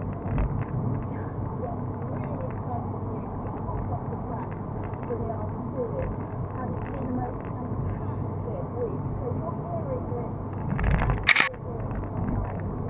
That's significant. So for us, it means that 3 years of hard work. We've now spotted honeybees, baby drones on uninhabited islands, which means that the bees do indeed cross the water. So we're really excited on the islands to hear that. Yes, I can hear it in your voice. Charles Carroll is here. He's got a question, and Ed Sturp is here. Charles, there's a question. The reason that they're crossing the sea is to go and meet queen bees, is it? Rather than just that they see nice all the flowers on another island? Well, no, definitely. We're absolutely convinced that they are crossing to mate with virgin queens. That's what we really think. Because we've discovered, so this is the update, with Dr. Stephen Glenning, who is a great drone expert, and he's a geographer too, so with his knowledge, we're finding drone congregation sites on the islands where honeybees do congregate to mate every year. So these special places, a bit like salmon, how they come back and migrate every year, this is what we're finding with honeybees too. What is the effort? I was talking about the Olympics. These little insects fly 2 kilometres against the wind. They do, and this is where we're really finding new boundaries, if you like. There's more questions that come out of this. So the bees are clearly much more resilient than we had even hoped for. They are flying, and so let's think 20. We recorded 20 kilometres an hour wind speeds, and they were coming across from, we know for sure now from Fresco, because we were dotting the honeybees there, or the drone bees bloom on their thorax, and we were just gobsmacked when we got to Samson, which is the west of Fresco. We can see some Agnes and some Marys in the distance, and to the north we can see Briar too. So we were really shaken up, is the word, and gobsmacked when we found and netted at the top of our lair, where we had grown queen pheromone on the top of this lair, which was on the top of the hill, and there's a 5-metre rod with a pheromone at the top. So there's a lair with queen pheromone on, and we found drones wanting to mate with our 10 queens, if you like. So this pheromone was drifting across the water, enough of these microbes to come and draw in these boys and mate with our queen.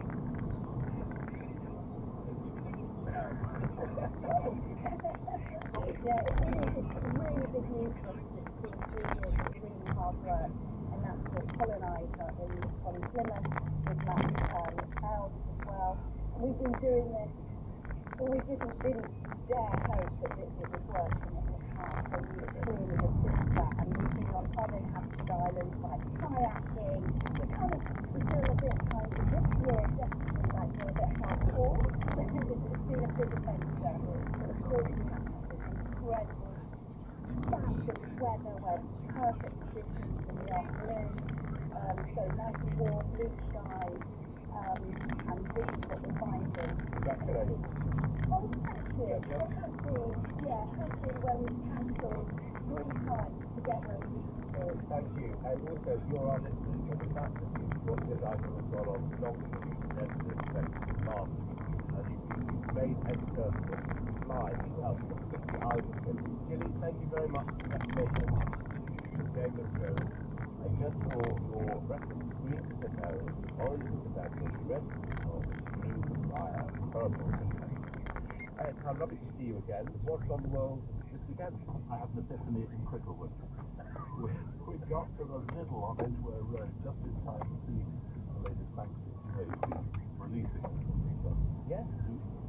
zoo-like number of piece around the capital. And before something took it away,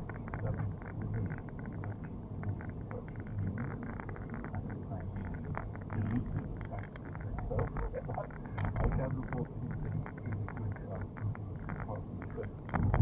We're also going to try and piece together and examine the evidence that some higher education sectors pick a crisis for universities like most trusts have told us there simply won't be enough students to go around this year in a way that will prepare the government's funding situation, and we'll be talking about that with Philip Alden from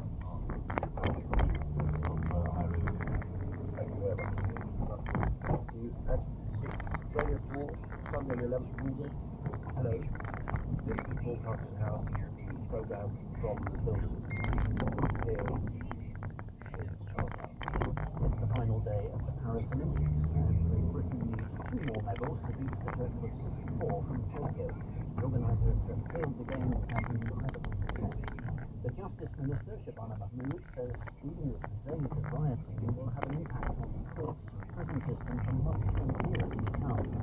And Ukrainian President Volodymyr Zelensky has acknowledged for the first time that his military is conducting a cross-border attack inside Russia's western Kursk region. Back home, where the Business Secretary, Jonathan Reynolds, has urged insurance firms to pay up for shops smashed in fires. He's our guest at the moment. Alongside the shop owner have been community efforts to clean things up. The king has come out in favour of that. Smello Lane Rising set on fire because obviously, if you're rioting, you must destroy books. And it left behind almost nothing but a wall. Then the author, Marnie Richards, saw the destruction. She decided to send a box of her own books to help stock the shelf, and then the others followed suit. It's disgusting that these folks, ostensibly they wanted to make a political point, but in what way is trashing a local library, a really valuable resource for the community, any kind of political statement? That's just vandalism. And I got really angry because I am a working class origin woman, and it was through my local library that I gained a love of reading.